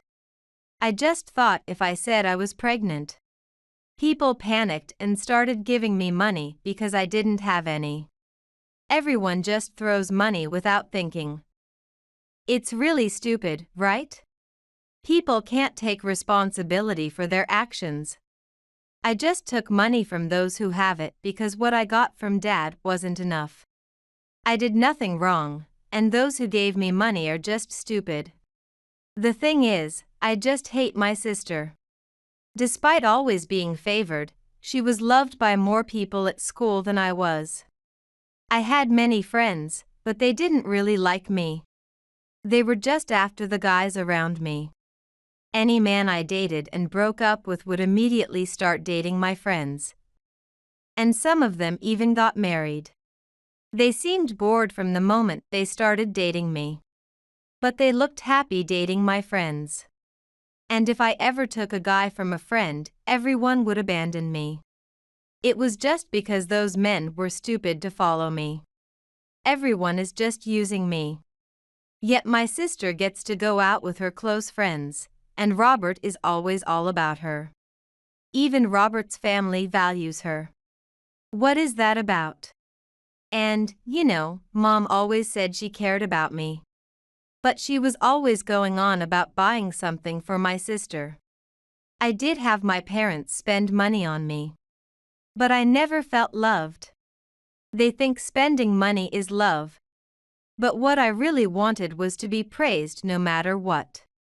It was never about praise for me, just rewards like barbecues, toys, or clothes. Mom would praise my sister when she scored well on tests. But when I did well, Dad would just say, "Emma got good grades. We'll have to reward her after her lessons are done," and I never got praised. It's always about my sister. No one really cares about me. Robert just likes pitiful people, right? You see? I'm really pitiful, right? Why don't you switch to me? Don't be ridiculous. Sure, it's sad not to be praised, but what you've done is truly despicable. Always trying to one-up Wendy. And even disrupting such an important ceremony like this. I really hate people like you. And you seem to have hurt quite a few employees at the company. In my company, I only have capable and trustworthy staff. I don't usually give directives about personal lives. But to think that so many were deceived by someone like you is truly a terrible situation. This ceremony cannot go on. It will be postponed. And that will incur costs. You will be billed for those expenses. And I will also seek reimbursement for the money you defrauded from my employees. Unless you refund everything, I can file a police report. What you do next will greatly affect your future. What is that? Despite liking pitiful women, why am I not good enough? Wendy is not pitiful at all. My love for Wendy isn't out of pity. Wendy is always cheerful. She talks about what happens, but she never speaks ill of you or your parents. Plus, she always has dreams and works hard towards them. I found that very attractive. When I was starting up the company and it was tough, Wendy was also going through hard times. But she supported me. And Wendy didn't tell you, but she is now running a company too. Ever since we were in middle school, Wendy talked about starting a business. We talked about our dreams together. That was really fun. Wendy has channeled all her anger towards you into her dreams. And made significant strides. The way she can turn her negative feelings into energy so beautifully is truly amazing. Wendy and you are entirely different. You always blame others. But Wendy doesn't blame anyone. There's nothing to blame her for. Unfortunately, I can never forgive you. I will always love only Wendy. I've only lived for 30 years. But in that short life, I have loved Wendy for 20 years. I am confident that I will continue to love only Wendy forever. With that, Robert kissed me. The priest, who was surprised by what was happening, smiled and said, "I guess that's a vow. I'm not sure if this is okay, but for now, our ceremony is concluded." Robert's colleagues were angry with Emma, and my associates were giving her cold looks. I informed everyone to leave the venue and announced that we would hold a party on another day. Robert, my parents, Emma, and Robert's parents also joined the discussion. And we all decided that all the expenses from this incident would be charged to Emma. Although she complained, what awaited Emma was a lawsuit from the employees of Robert's company. She had already spent all the money and claimed she had none left, then ran away. Her miserable escape was such that no one bothered to chase after her. Weeks passed without any word from Emma. However, she eventually appeared before me. "Sister, you're really the worst. Emma, everyone was worried about you." "Worried? Just about whether they could get their money back? What do you mean?" "Never mind. I'm now in debt hell. And sister, you have Robert's money and your own from starting a business. Don't you think that's unfair?" "So, I've been thinking. You're just too happy, aren't you, sister? So, I need to make you unhappy. What are you planning to do? You only have Robert, right? Then I should just take Robert from you." "Robert won't be going to you." "I know that. But what if I became a criminal? His company would end, he would disappear from your life. And it might even affect your company. What are you planning to do?" "I'll throw myself in front of the car Robert is driving. I don't care what happens to me, I can handle that much." "What are you saying? Are you okay?" "I'm not okay. How am I supposed to live with no money? If it hurts you and Robert, that's fine by me." "Is that so? Well, let me tell you something. Robert never drives himself, he has a chauffeur. And since I use trains, I don't ride in cars much. So your plan might not work as you think. Unfortunately, whatever you try to do is meaningless. Also, this lifestyle ends tomorrow. We had our wedding in the US, and now we're moving abroad. Robert has delegated his company to other staff members in the US. And we're moving to France to start a new company. The business we talked about starting? It's something Robert and I are doing together. We've always wanted to work in France. So, our dream is coming true. I know what you want to do to us, but we're no longer paying attention to you. I don't know what will happen to you, but as an adult, you should take responsibility for your actions." With that, Emma crumbled. I passed by her and entered the company. As Emma had said, she fell into debt hell. Several of Robert's company's employees sued her. And she tried to ask our father for help, but our mother refused. Emma was disowned and left the house. She tried to find work, but nothing went well, and she eventually turned to nightlife jobs. However, due to her selfish nature, she couldn't build good relationships with clients and was fired from several places. Eventually, with no money, she considered robbing a bank. "I'm Emma. Give me the money," she declared without a weapon, just barging into the bank, which led to her immediate arrest. Our parents didn't come to her rescue this time. Due to the stupidity of the robbery, it made the news. And Emma was quickly released, but likely won't be able to live in the US anymore. However, with no money, Emma is now working in a factory. She never paid us back for the wedding. But she's suffering more than enough, so it doesn't matter. I don't know what kind of life she will have from now on, but it's unlikely to be a good one. Robert and I are still happily living together. Life abroad was unfamiliar, but life with Robert has been happy. We'll continue to live together, aiming for our dreams. I'm sure that together, Robert and I can achieve our dreams in France. I truly believe that from the bottom of my heart. I'm offering these to you, and you dare say you can't accept them because you're just my daughter-in-law? Are you trying to embarrass me? With those words, my mother-in-law shoved a pile of nearly rotten vegetables right under my nose. I've had enough. I'm not grateful at all. My name is Liz, a 50-year-old housewife, and I usually work part-time at a cash register. My husband Dan is a company employee of the same age. We have one son who found a job a few years ago, moved to another state, and now it's just Dan and me living together. We started living in our current home about 5 years ago.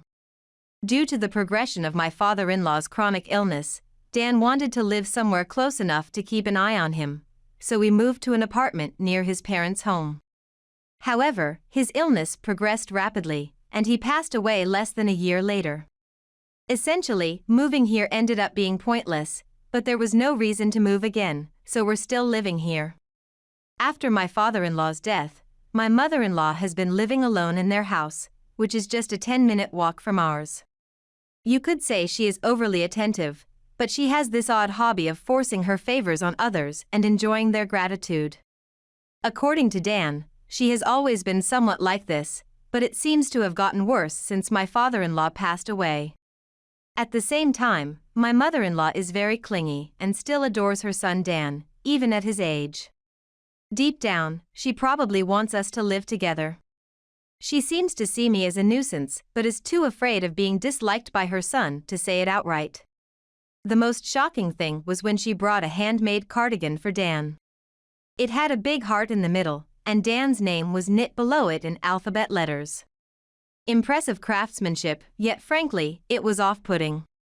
When it was just Dan and her, she even said, "Why not leave that clumsy Liz out of the picture and live with me, just the two of us?"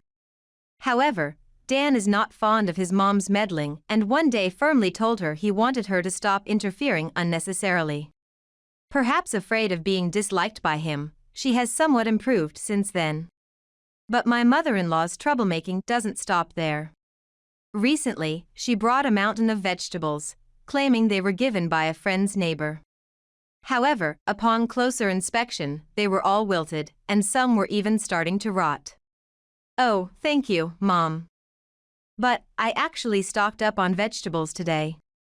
As I was trying to turn her down nicely, her face showed clear irritation, and she said, "Oh my, are you trying to make me look silly?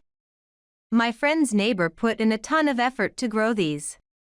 Even though the vegetables came from a friend's neighbor and not directly from someone my mother-in-law knew, I didn't think her refusal to accept them would embarrass her in any way, according to her logic. She also suddenly brings over what looks like dangerous pickles, saying, "I made too much side dish, so eat this." Reluctantly, I tried a bite, and it was terribly bad.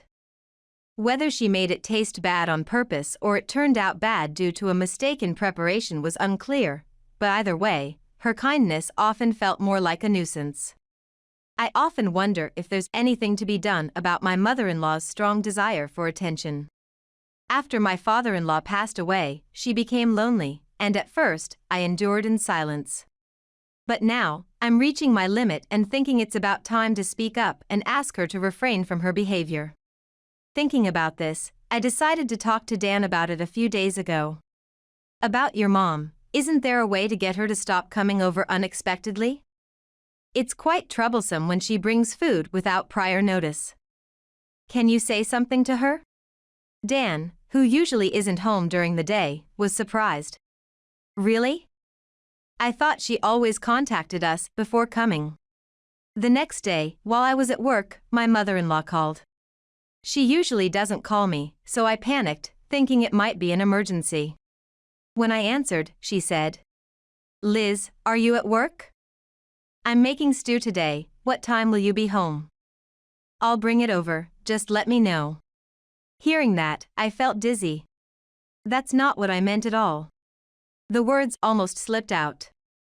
Dan must have talked to her about what we discussed yesterday.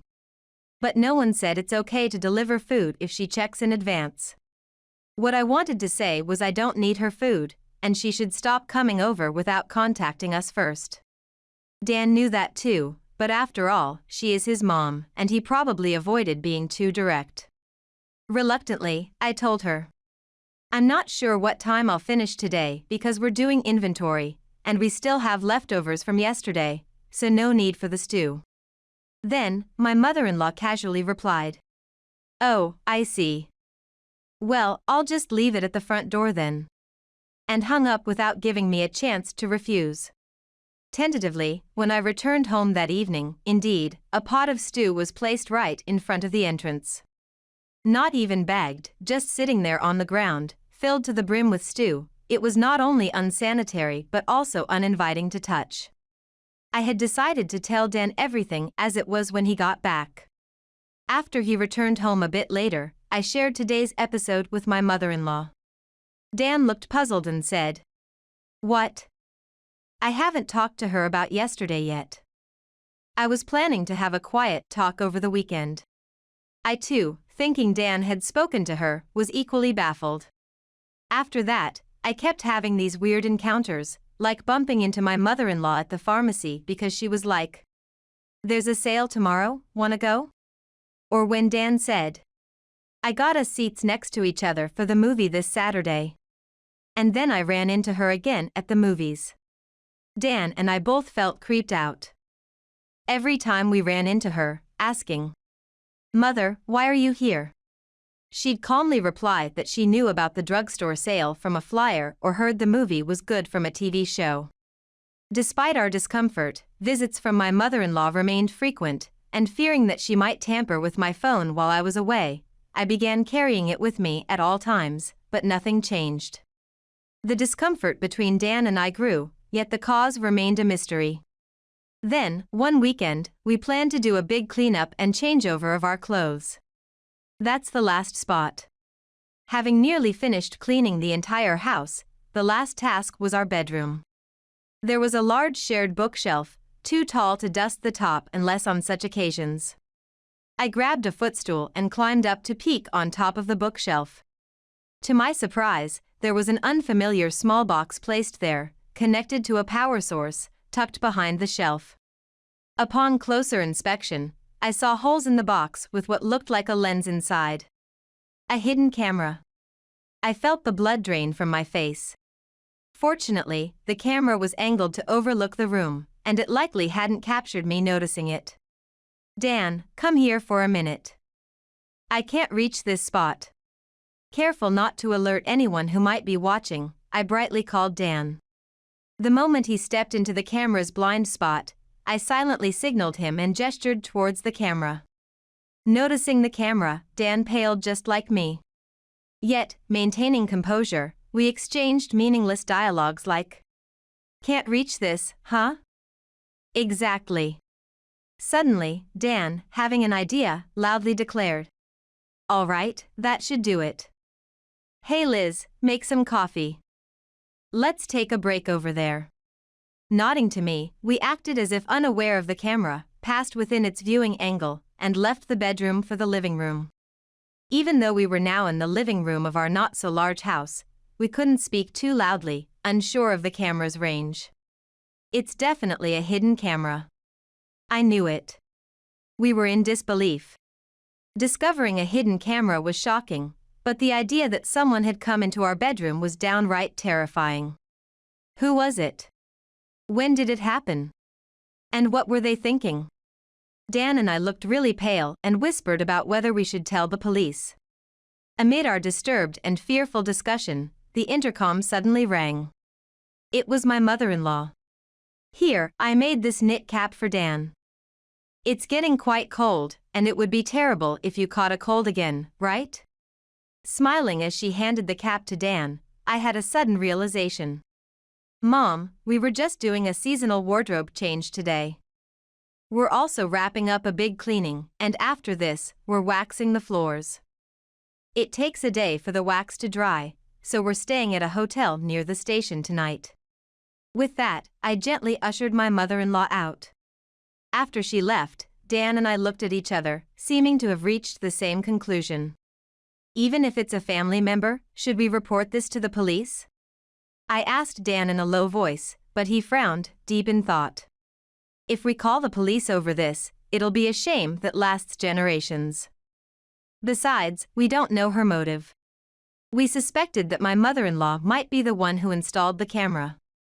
Nearly certain, in fact. The mystery of how she entered the bedroom or her reasons for installing the camera remained, but lately, her knowledge of conversations we had in private, like her comment about Dan catching a cold, which she shouldn't have known, only deepened our suspicions. We were almost certain that my mother-in-law was the culprit, but whether confronting her or calling the police, first we needed to gather evidence that she was indeed the perpetrator. After much discussion, Dan had a breakthrough. "Leave it to me." Saying this, he grabbed the wax mop and entered the bedroom. From a distance, I could see Dan inside the bedroom, wiping the floor with the mop in motions like he was applying wax, and then he strategically placed a fan near the camera to expedite the drying process. He also, very naturally, adjusted the camera angle so it wouldn't capture anything significant. After completing these adjustments, Dan came out and explained to me. "I've changed the camera angle, so now it only shows the wall. Plus, with the fan running so close, only the sound of the wind can be heard. If I were the culprit, I'd change the camera angle again or move it somewhere else. Let's wait and see what happens next." My mother-in-law thought we were staying out overnight. Maybe she would come tonight to adjust the camera's position. That night, as expected, an incident occurred. We decided to sleep in the living room just in case, as the bedroom is between the living room and the entrance, allowing us to corner anyone entering. Late at night, we heard the sound of the front door unlocking. Dan and I held our breaths.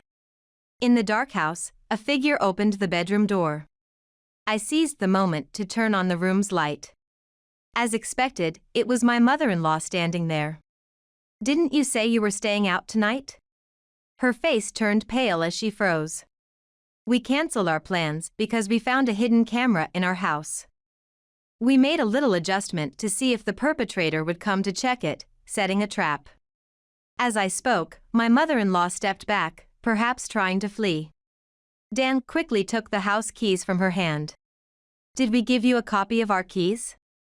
Dan's question made her face even paler. "So you entered the bedroom with a copy of the keys to install the camera?" I glared at my mother-in-law. "What are you talking about, a hidden camera?" Despite the situation, my mother-in-law attempted to feign ignorance. "See that small box on top of the bookshelf? It's tipped over, facing the wall. And there's a fan running next to it, making it impossible to hear anything. You came to fix it, right?" I pressed her, but she avoided eye contact and remained silent. My frustration grew. "Are you trying to find my weaknesses to harass me? Or did you want to know more about Dan? We kept bumping into you because you heard where we were going, didn't you? I understand you're lonely since your husband passed away, but this is going too far. It's a serious crime." I continued to accuse her, but she wouldn't look at us. Then I added, "And about leaving food in a pot at the doorstep, is that sanitary? Even if it's not summer, that's not something we can eat. It's a waste because we end up throwing it away. And those nearly spoiled vegetables you bring in bulk, we can't eat them, and they're a bother."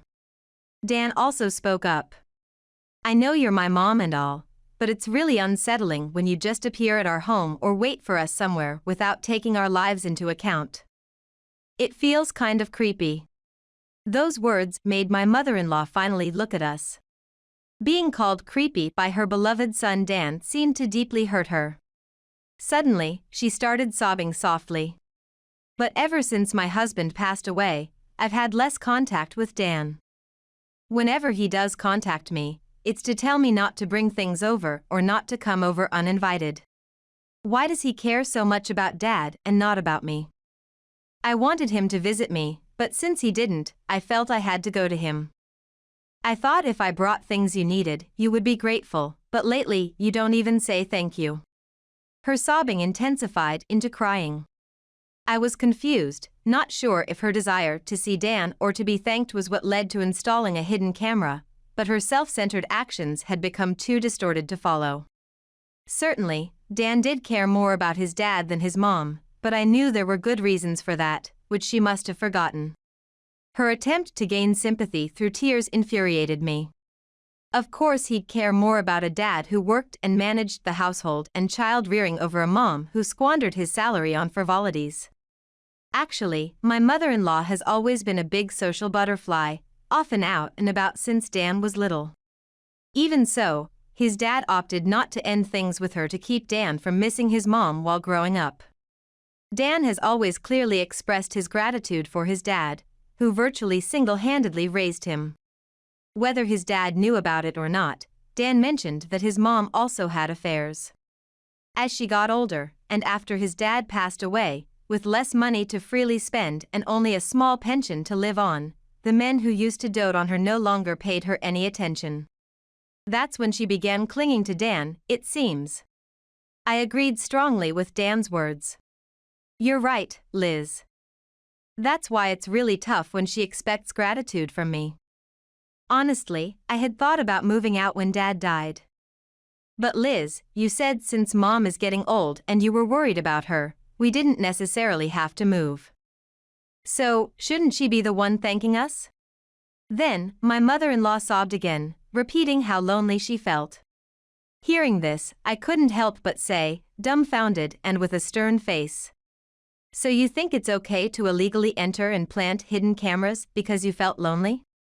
Following that, Dan said, I thought about letting it go because it's an internal family matter, but maybe we should call the police after all. There's no sign of remorse. Her sobbing stopped abruptly at that. Wait, that's not what I meant. I'm sorry, okay?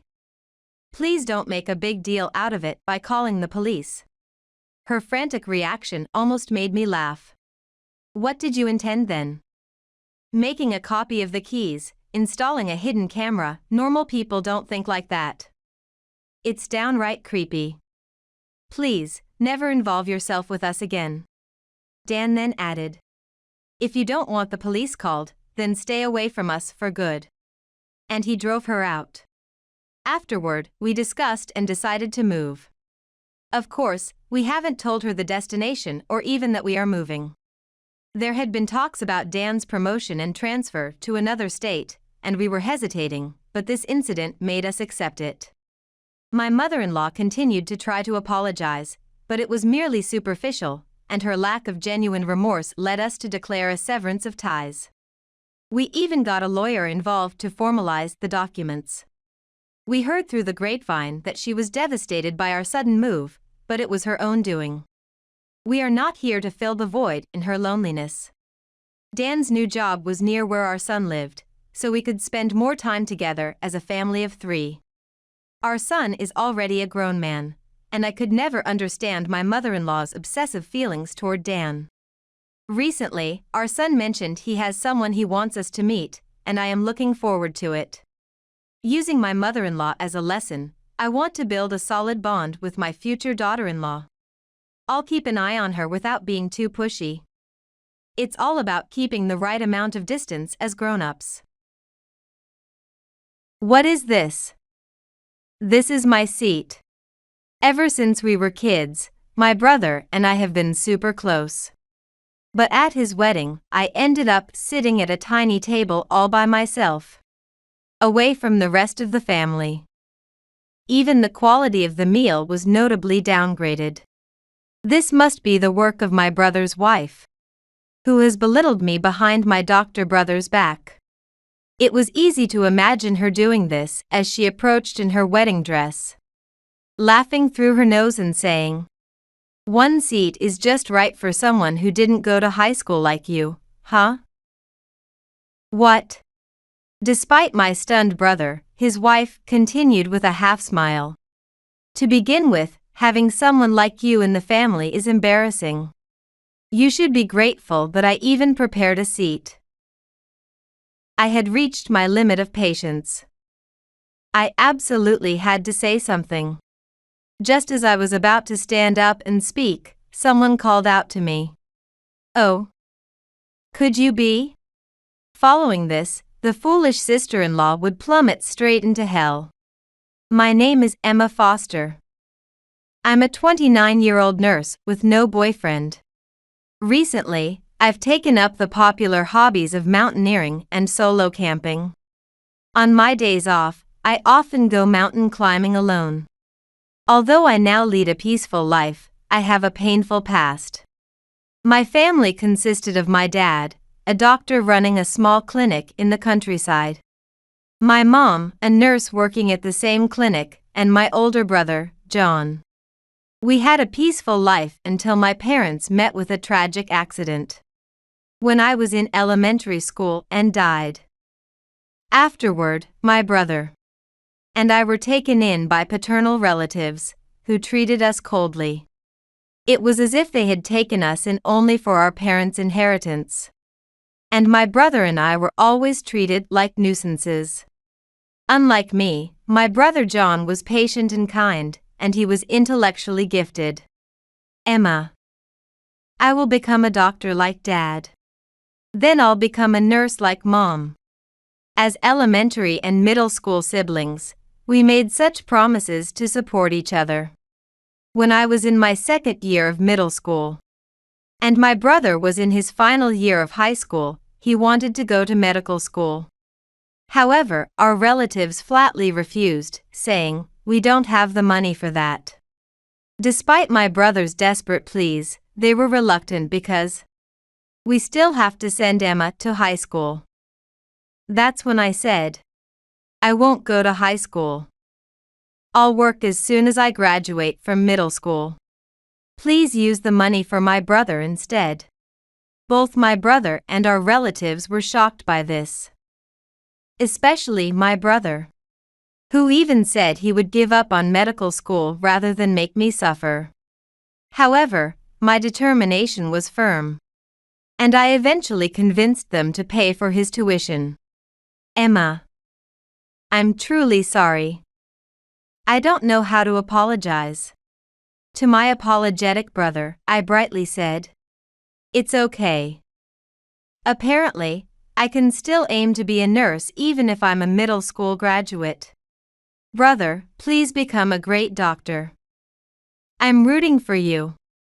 Thus, my brother went on to a prestigious medical school, and I started working live-in at an inn. I saved money and became a licensed practical nurse. Later, while working, I entered a part-time nursing school and finally became a registered nurse at the age of 24. Meanwhile, my brother graduated from university, obtained his medical license, and fulfilled his dream of becoming a doctor. I started working at a small women's clinic, and my brother began working as a surgeon at a major hospital. Even after we both started our careers, we would meet regularly, have meals, and update each other on our lives. I am now 29, and my brother is 33. We are both adults, but our sibling bond remains strong. One day, as we were having our usual meal together, my brother suddenly said, "There's someone I want to marry." "Ah, John, you're getting married. Congratulations." I was as delighted as if it were my own affair, especially since my brother had never been involved in any romantic rumors before. His fiancée worked in medical administration at his hospital. "Will you meet her next time?" he asked, and I eagerly replied, "Of course." On the day we were to meet his fiancée, they arrived a little late. "Emma, this is Kim Anderson." "Kim, this is my sister Emma." My brother introduced us, and we greeted each other. His fiancée, Kim, had a flashier appearance than I imagined. Very much the epitome of a modern woman. "Emma, I've heard so much about you from John, and have been looking forward to meeting you." Kim said this with a glowing face. Though she seemed a bit overly familiar for a first meeting, I didn't find it too off-putting. Afterwards, they happily shared the story of how they met. It seems Kim was the one who aggressively pursued my brother. I thought, I think someone as confident as her could be just what my quiet brother needs. Seeing my brother's happy face, I thought this. As our meal progressed, my brother's phone rang. Sorry, there's an emergency patient. I have to go. The food will still come, can you two continue eating? That's okay. Go and do your best. I replied, and Kim nodded. As my brother left first, I started eating the meal with some tension, and then Kim suddenly asked, So Emma, which university did you graduate from? Being a doctor's sister, you must have graduated from a prestigious university. Ah. I didn't even go to high school, let alone university. I answered with a wry smile, and Kim's face clouded over. Huh? That means? It was due to family circumstances and it couldn't be helped. I'm working as a nurse now and have no regrets.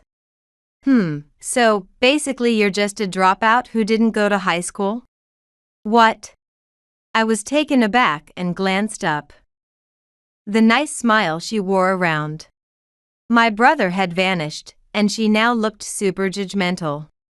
A dropout, I do see what you're trying to say. But I did go to vocational school afterwards. Then Kim sighed heavily. If you didn't even go to high school, that's the same as being a dropout. Ah, it's so embarrassing to marry into a family of doctors and have a dropout as a relative. What? And you're just a nurse? Unlike your brother, you're a failure, aren't you? I take pride in my job as a nurse. Ha! Pride in a job that anyone can do, that's dirty and smelly?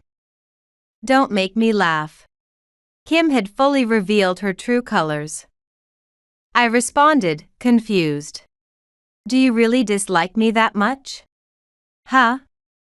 Of course, I do. No one likes their sister-in-law right from the start. And honestly, it's super annoying to think that a failure like you is part of our family. I'll tell my brother about this. I was trembling with anger, but Kim just sneered. Oh, he won't believe you. He's smitten with me.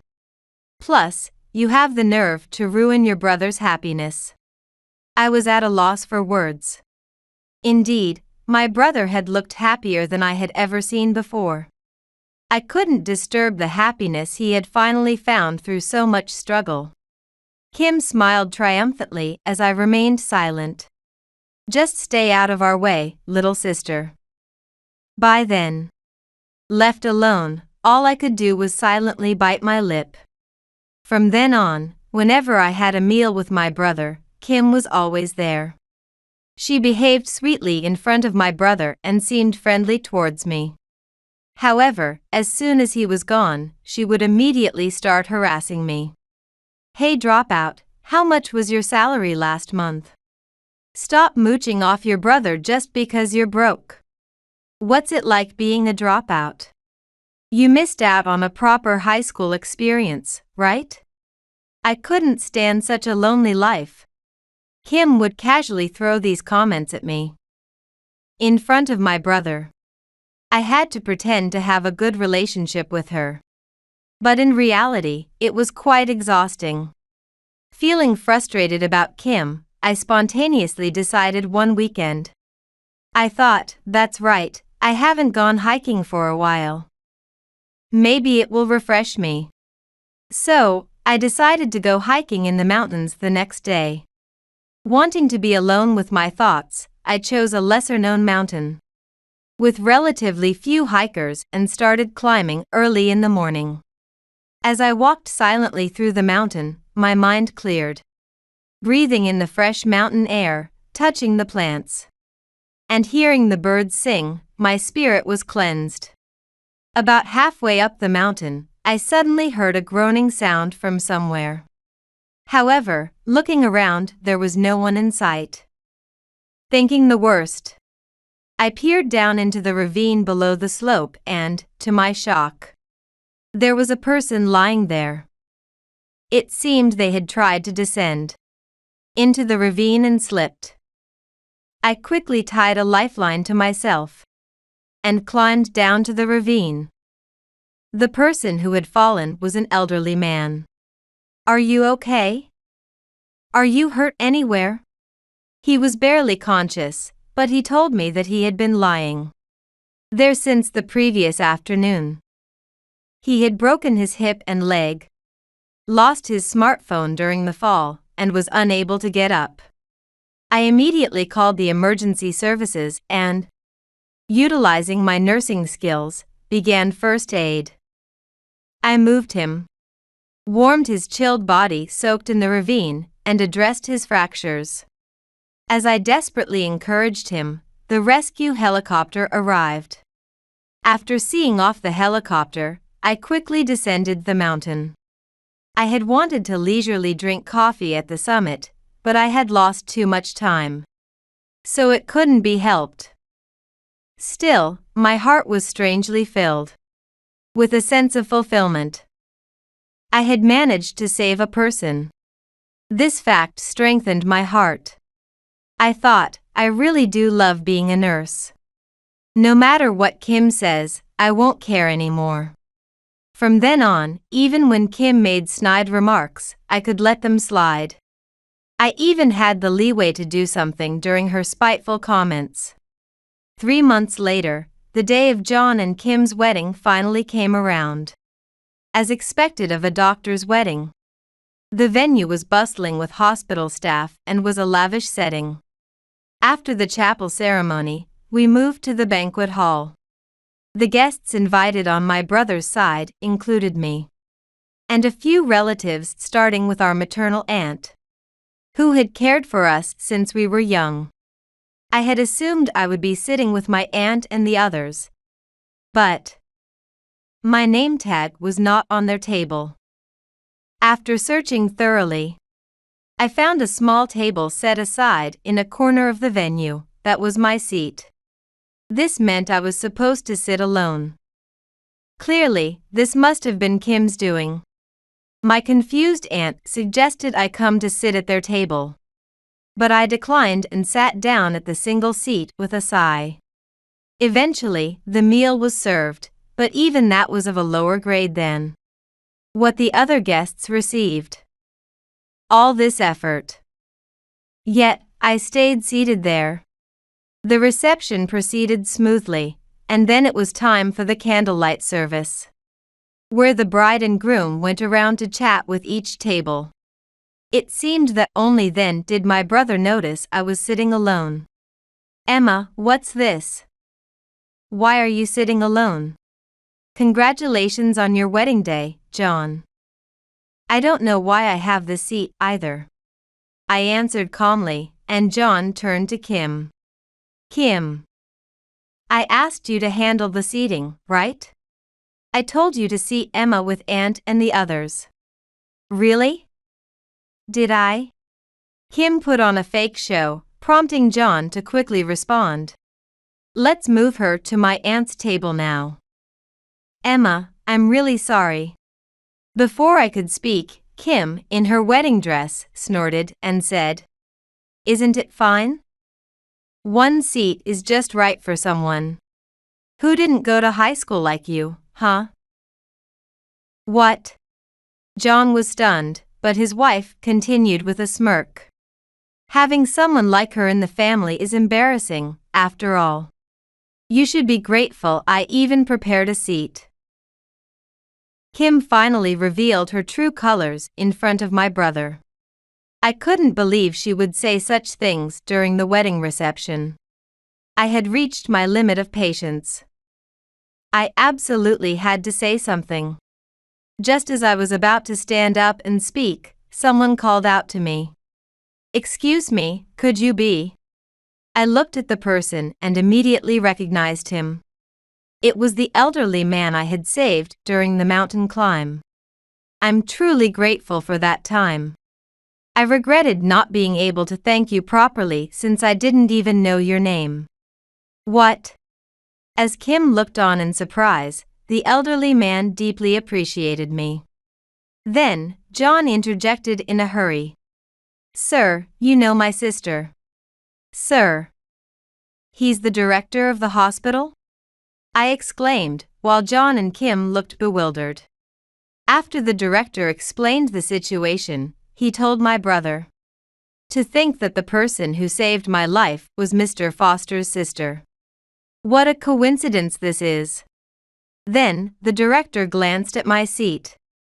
I'm curious, why is such a fantastic sister like yours just sitting here? The food she got isn't even close to as good as ours. Next to my brother, Kim's face turned pale. This was my moment. I pulled out my smartphone and played a recording for everyone to hear. Keep quiet about your being a dropout, okay? It's really embarrassing to have such a sister-in-law like you. I'm going to live in luxury as a doctor's wife. But there will be no charity for a poor person like you. Just live your miserable life. The many insults Kim had hurled at me began to play. That's right. After regaining my self-confidence from the mountain incident, I had recorded all of Kim's remarks just in case. What is this? Is this Kim's voice? My brother looked shocked. I told him. Yes, that's right, John. I have been treated like this. Even today, look at this situation.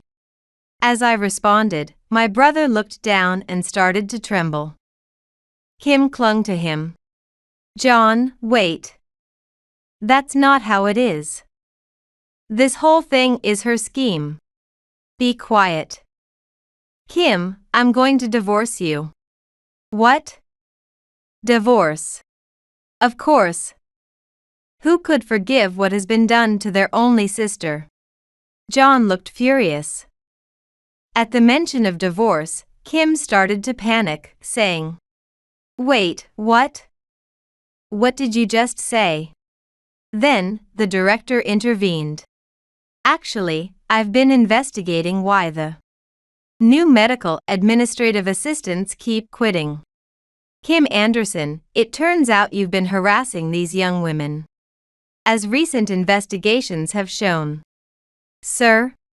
Ignoring Kim's murmur, the director continued. However, you were the wife of our ace, Mr. Foster. I was planning to let you off with a severe warning after the ceremony. There's no way I can forgive you for what you did to my lifesaver. It was a real eye-opener to see your true self. I'm letting you go right now. What? You mean I'm fired? And a divorce, what is this, a joke? Ignoring the frantic Kim, my brother announced in front of all the guests that he was divorcing and canceling the ceremony. Amid the murmurs of the venue, Kim sat down stunned, and I delivered the final blow. It's all your own doing, isn't it? Goodbye, Kim. Though we'll probably never meet again. With that, I left the venue. Later, it seems that John and Kim's divorce was finalized. Kim persisted to the end, but John completely ignored her. Kim's harassment of the newcomers had been severe, and after she was fired, there were voices of gratitude toward the director at the scene. Thus, Kim lost both her job and her position as a doctor's wife, and was even disowned by her family. Moreover, she was struck by the cancellation fees for the lavish wedding. Now she is living in a shabby apartment, working in the nightlife to repay the debts she incurred. I thought my brother would be depressed after the broken engagement. But he was relieved, saying, I'm glad I didn't marry such a person. As for me, I got recruited by the director and ended up working at the same hospital as my brother. I was given an important position, and my salary increased significantly, which was more than I could have wished for. In addition, the director brought me together with his son, referring to me as a matchmaker, and after a few dinners, he asked me to marry him. Moving forward, I intend to cherish those around me and walk a bright path in life.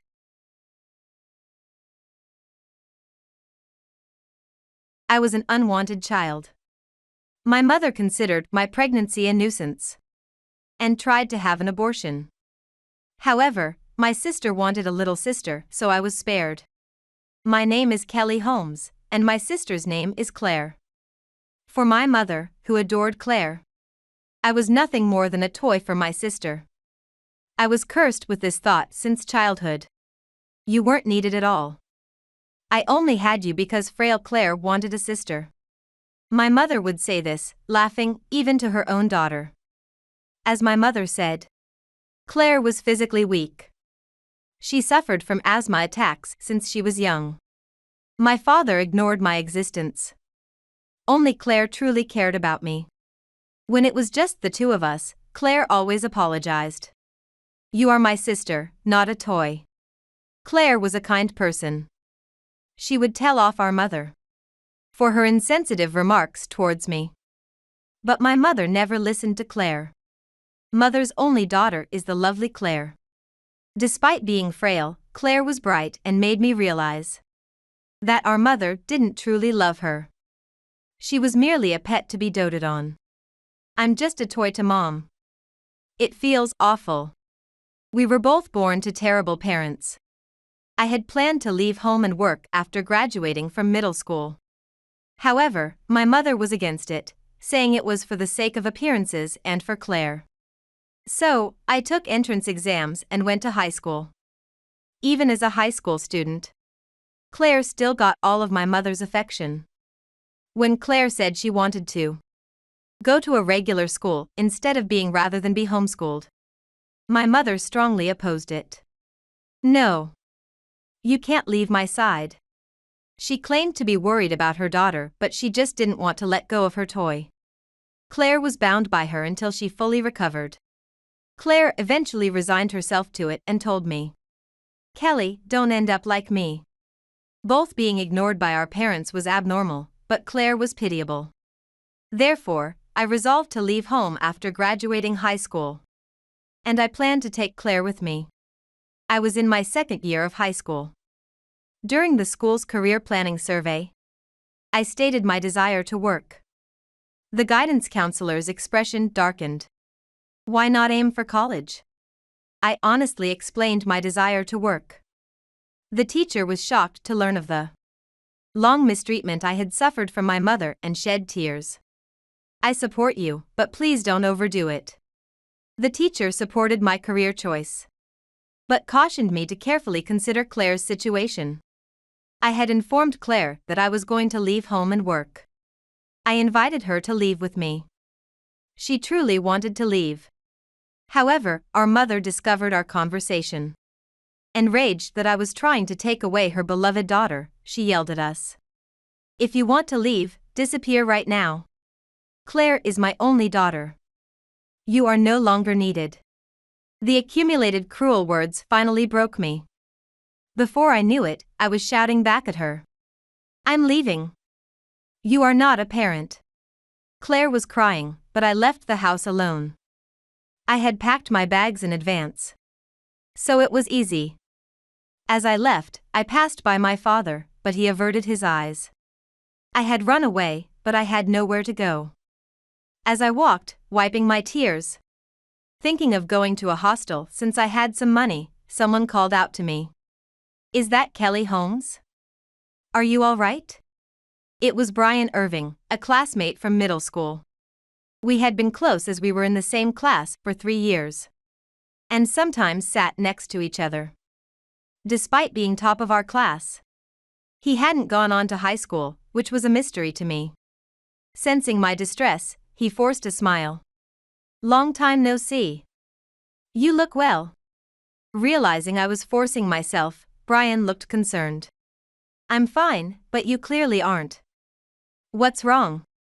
I took comfort in his kindness and poured out the whole truth about running away from home. He listened silently, and when I started to cry, he handed me a towel. Knowing I had nowhere to go, he straightforwardly offered. Then, how about coming to my place? Well, it's not exactly my place. I was hesitant, but I trusted that he didn't mean it in a strange way. That's kind of you, but wouldn't it bother your family? When I expressed concern, he reassured me with a smile. There's no family that would mind. Come if you're okay with it, Ms. Holmes. I decided to accept his offer. In that case, I'll take up your kind offer. Thank you, Mr. Irving. As I thanked him, he laughed wryly and suggested in a casual tone, let's drop the formalities. Call me Brian. It felt like something a couple would do, and my heart raced, but I agreed. All right. Brian it is. You can call me Kelly. Brian seemed relieved to see me finally smile and extended his hand. From now on, looking forward to being friends, Kelly. We shook hands lightly. On the way to his place, Brian shared why he hadn't gone on to high school. I knew his father had died in an accident when he was in the 3rd year of middle school. However, I had no idea about the dire circumstances that followed. Brian's mother had a habit of infidelity. She ran away with her lover, using her husband's death as an opportunity, leaving behind her underage son.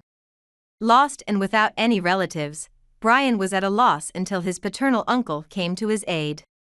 We're heading to my uncle's place now. He's a novelist named John Irving. When I honestly admitted I didn't know of such a novelist, Brian laughed. I would have been surprised if you knew him. He's not that well known. However, Brian's uncle was a kind-hearted man who, despite being poor, did not abandon his nephew after the loss of his parents. His novels didn't sell well, and they struggled financially, which is why Brian chose to work instead of pursuing further education. As we walked, I worried about the burden my presence might add to their already impoverished household. Uncle John doesn't know I'm coming, but are you sure it's okay? Brian laughed off my concern. Uncle John is the type who only has his novels on his mind. He's a bit odd but not a bad person. As we neared the house where Brian lived, I, not typically sensitive, felt an ominous aura from the direction he pointed. Suddenly, a child screamed and ran out of the house, yelling in terror, a ghost. Brian remarked, another kid here for a dare, huh? I understood as I looked at the house's dilapidated exterior. It was run down, dark, and the garden overgrown, looking like a perfect haunted house. I was even impressed by its ancient disrepair. What a house! Does anyone actually live here? Brian replied seriously to my naive question. Yes, Uncle John and I live here. And now, you'll join us. So, a house that made children scream and run away was to be my new home. The thought of a hostel crossed my mind, but it was too late to turn back. I followed Brian into what might as well have been a ruin. The interior was as battered as the exterior. Brian told me I could choose any of the excessively numerous rooms to live in. As we walked, the floorboards creaked ominously, and it was unusually dark inside. When I asked if he didn't use lights, Brian explained. It's a waste of electricity. Moonlight is enough to see by. I was marveling at their survivalist lifestyle when a shadowy figure suddenly appeared. I instinctively clung to Brian as the figure approached slowly, but on closer inspection, it turned out to be a gaunt man. As I stood there dumbfounded, the man smiled and greeted me. Good evening, young lady. What a beautiful moonlit night. I'm Brian's Uncle John. The ghostly figure I'd feared was actually Brian's uncle, who smiled seeing me cling to Brian. Brian's doing well, bringing home such a cute girlfriend. I'm so happy I could die. Uncle John, don't talk about dying. Did you scare off that kid earlier? Ignoring my clinging, Brian spoke with his uncle. Uncle John explained that he thought the child was a house spirit. I thought it was a house spirit, so I approached to welcome it.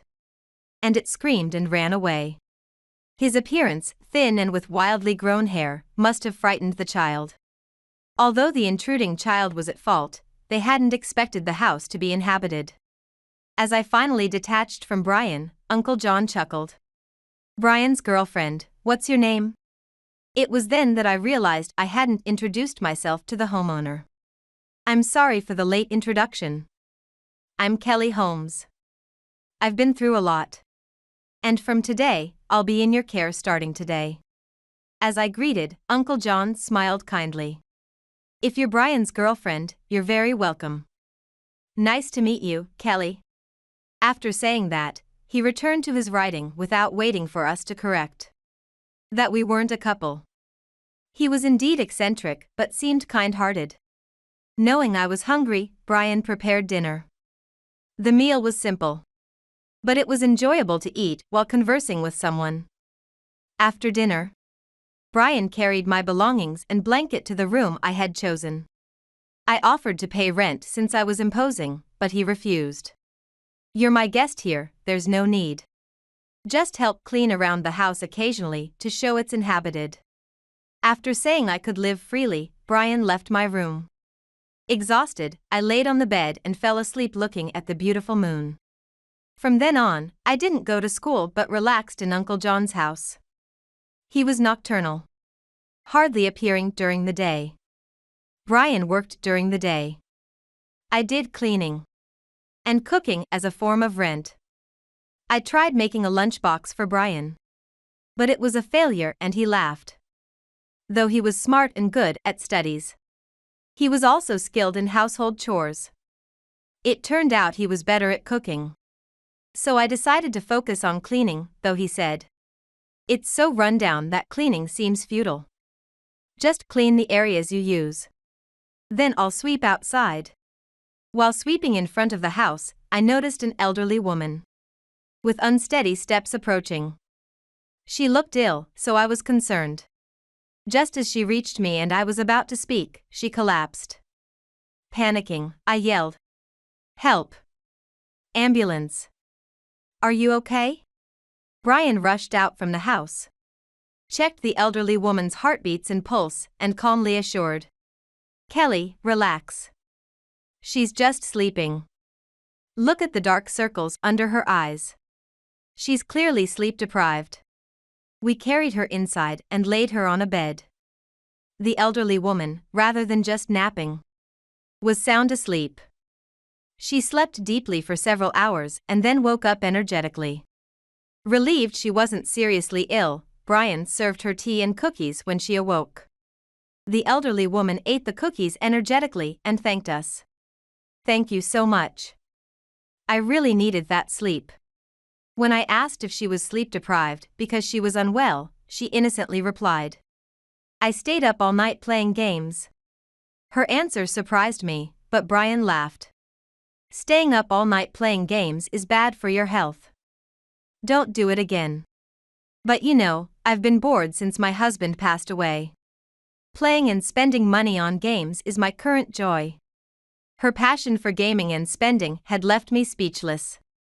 Brian advised her to moderate her spending, and after thanking us again, the spirited elderly woman left. Relieved it wasn't a serious situation, Brian and I exchanged glances. That old lady, she's definitely not going to give up gaming. She's probably spending all her pension on it. What a curious encounter, we remarked casually, a few days later on a holiday. I was cleaning in front of the old house again when a sleek, black luxury car drove up. I stepped back to avoid it, and a man who appeared to be a driver respectfully opened the car door. Out stepped the gaming-loving elderly woman. And a gentleman. She smiled at me. "Thank you for the other day. You're a kind young lady. Today, I came to visit with my son." The gentleman with the elderly woman appeared to be her son. He started to greet me but paused, captivated by something. It turned out he was marveling at the dilapidated house in front of us. Then, right there in front of me and the elderly woman, he exclaimed, "I've bought this old house." Thrilled about his perfect ruin, the commotion drew Brian and Uncle John outside. Upon learning that Uncle John was the homeowner, the gentleman got straight to the point. "Are you the owner of this wonderful house? I'll offer you $10 million for it." Uncle John suggested calmly, "Let's discuss this inside." We all sat down in the rundown living room to talk. The gentleman turned out to be the CEO of a major gaming company, known to both Brian and me. He loved ghosts, spirits, curses, and was an avid fan of ruins. His mother, the elderly woman, was an extreme gamer, whose life revolved around dating sim games featuring handsome young men. He had come to thank us for taking care of his mother, but fell in love with Uncle John's house at first sight. I'm completely smitten. This property looks like it could be haunted any moment. As the gentleman gushed like a child, Brian interjected with a dose of reality. Actually, no ghosts here. Please, let's not turn this into one of Uncle's novels. I learned then that Uncle John wrote horror novels, which immediately caught the gentleman's interest. He eagerly asked to read them. So Brian brought out some manuscripts that had been rejected by publishers. The gentleman read them with astonishing speed, and upon finishing, he exclaimed, "Marvelous! So terrifying, I might be too scared to go to the bathroom at night. I'd like to turn this into a game scenario." Uncle John, whose work had been rejected everywhere, readily agreed. "Since no publisher wants them, feel free to use them." Meanwhile, the elderly woman, who had been playing games during the discussion, suggested, "Why not make an exclusive contract?" The gentleman wholeheartedly agreed to the proposal, and Uncle John accepted the exclusive contract. Brian was pleased that their living situation would stabilize. The gentleman insisted on keeping the property under Uncle John's name. "Please let us live here with my mother." Uncle John smiled and granted his request. Thus, the population of the old ruin increased. The gentleman and his mother moved in, changing the dynamic for Brian and me. Knowing about my situation, the elderly woman and her son suggested, "You should go back to high school. My son will be your guardian." I returned to the high school I had been avoiding. Brian started studying through correspondence courses while working during the day. Gradually, I began to see Brian as more than just a friend, and he seemed to behave a bit differently around me. The elderly woman didn't hesitate to push a little. "The flags are set. Brian is a sincere and intelligent, handsome man. Go for it. Please don't turn Brian into a character from a dating sim," I half joked. Indeed, we were both aware of our mutual feelings. One day, as I was leaving school, Brian was waiting at the gate. "Were you waiting for me?" He nodded shyly, but we were interrupted. My mother appeared out of nowhere and commanded without discussion, "Come back. Claire misses you. You live for her." As she tried to drag me away, Brian held her back. "Kelly is my girlfriend. You can't just take her away because it suits you." I resisted and returned to Brian's side, as my mother began hurling insults at the school gate, causing other students to frown. A teacher who had advised me on my career path approached. "Causing a scene at the gate is a nuisance. I've heard about you from Ms. Holmes. Shall we file a complaint for abuse?" The teacher's stern look caused my mother to click her tongue and shout, "You're no daughter of mine. I should have aborted you instead of doing you a favor by giving birth." With that, she stormed off in her car. The teacher smiled at me reassuringly. "See, your kind boyfriend is waiting." Tears streaming, I ran into Brian's arms. From then on, Brian and I officially became a couple. We spent our days shopping, watching movies, and just being together. That time, thanks for calling me your girlfriend. When I recalled the moment my mother tried to take me back, Brian confessed with a slight blush. "It wasn't just a spur of the moment. I've liked you since middle school." Luckily, we had been in the same class for 3 years in middle school, and he was about to confess when his relatives passed away. I always wanted to confess. "The night you ran away from home, I invited you over even though I knew you might dislike it. I had noticed you since middle school too. But I was scared I couldn't recover if you rejected me. So, the night I fled home and Brian helped me, I was truly grateful." Realizing I hadn't yet clearly expressed my feelings, I whispered, "I really like you, Brian." He smiled and replied, "I like you a lot too, Kelly." And so, Brian and I continued our harmonious life in Uncle John's house. while the elderly woman and the gentleman enjoyed their own lives. Unexpectedly, my sister Claire, now healthy but fed up with our mother's excessive interference, showed up. "Kelly, I know it's sudden, but I want to live here too." Uncle John immediately agreed. Naturally, when our mother tried to reclaim her adored daughter, Claire firmly refused to return. "Stop playing with dolls with people. I'm sick of your control. All the love I gave you, and this is how you repay me? Ungrateful." As Claire was about to retort, the elderly woman joined the fray, looking at our mother with a mix of disdain and pity. "Poor woman. With that attitude, not even the gentleman in your games would want you." After being thoroughly shouted down, our mother declared us disowned and drove away. The elderly woman sighed deeply. Some adults just aren't cut out to be parents. After that, our mother's relationship with our father deteriorated, leading to a divorce. The curse of being our parents' daughters was broken. I changed my career path to focus on studying game development, under the guidance of the gentleman who was the CEO of the gaming company. Claire bonded with the elderly woman over games. The gentleman, while teaching me the basics of game development, sighed. "I've actually fallen for Claire. But she's only interested in the handsome young men from her games." I chuckled at the gentleman's romantic troubles. But Brian mimicked the elderly woman. "Set your flag." "It's not that easy," the gentleman replied with a wistful smile. While Brian and I were out on a date, Claire was busy conquering virtual handsome young men. My name is Cindy Hansen. I am 35 years old. I have been married to Ethan for 3 years now. My sister Sandra, who is 4 years older than me, lives nearby and visits us often when she has days off. Do you guys not want children? Actually, I found out from a test that I'm not able to get pregnant. I see, I'm sorry. Ethan and I had wanted children from the beginning of our marriage.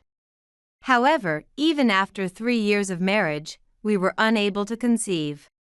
After undergoing infertility tests together, it was discovered that the problem lay with me, and I am currently undergoing treatment. Don't worry about it at all. I'm just happy you're here to talk to me. There's still a chance the treatment could succeed. Let's believe in it. Sandra often gives advice and supports me whenever she visits. Her words have always been a great help to me. But one day, I saw Sandra carrying a large bag on her way home from shopping. As I was about to call out to her, Ethan appeared in front of her. What's going on? Confused, I just watched them leave. From that day on, Sandra and Ethan suddenly disappeared from my life. Years passed, and I turned 41. While enjoying a day at the aquarium, I unexpectedly ran into Sandra, who had run off with my husband 6 years ago. Sandra. Hearing my voice, Sandra turned around with a baby in her arms, and Ethan was standing beside her. After a moment of shocked silence, they casually spoke to me as if nothing had happened. "Wait, is that you, Cindy? Cindy, have you been well? Have I been well? Where have you been all this time? What have you been doing? Why didn't you contact me at all?" As I questioned them angrily, Sandra approached and said, "You know already, don't you? Our baby was born. This is your niece." It was clear as I had suspected. Sandra and Ethan had indeed had an affair behind my back and eloped that day. The baby in Sandra's arms has a cute face, having inherited the genes of my beautiful sister and handsome ex-husband. The baby sleeps peacefully, completely innocent. Yet, just looking at the baby's face fills me with anger. You do realize what you've done, right? I glared at Sandra and Ethan as I spoke, and Ethan unrepentantly replied, "Forget the past. At first, I couldn't believe that my husband and sister were having an affair. But when they didn't answer my calls and their phones were eventually disconnected, I had to accept that I had been betrayed. The pain, suffering, and sadness until I could accept the truth were immense. I guess you're still not married, am I right? Sandra has always wanted to be superior since we were children. She continued to taunt me without reservation. So, I boldly responded. Let me introduce you, my husband, a lawyer. And your nephew who's now in elementary school. I was supposed to be infertile, weren't I? Sandra and Ethan were confused. The truth is, after they eloped, my infertility treatments were successful. And I had given birth to Ethan's child. It seems the treatment was successful. I found out I was pregnant after you disappeared. I'm currently pregnant with my second child.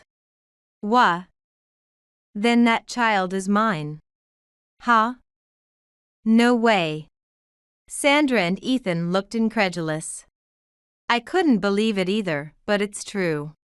It was right after you left, so the child is now 6 years old. That's really? But don't worry, the child is now my husband's, not yours. What? My son and I have legally adopted each other. So now we are truly parent and child. There's no blood relation. But since we've been together since birth, there's no difference. I met my husband when I was at a loss after being betrayed by Sandra and Ethan.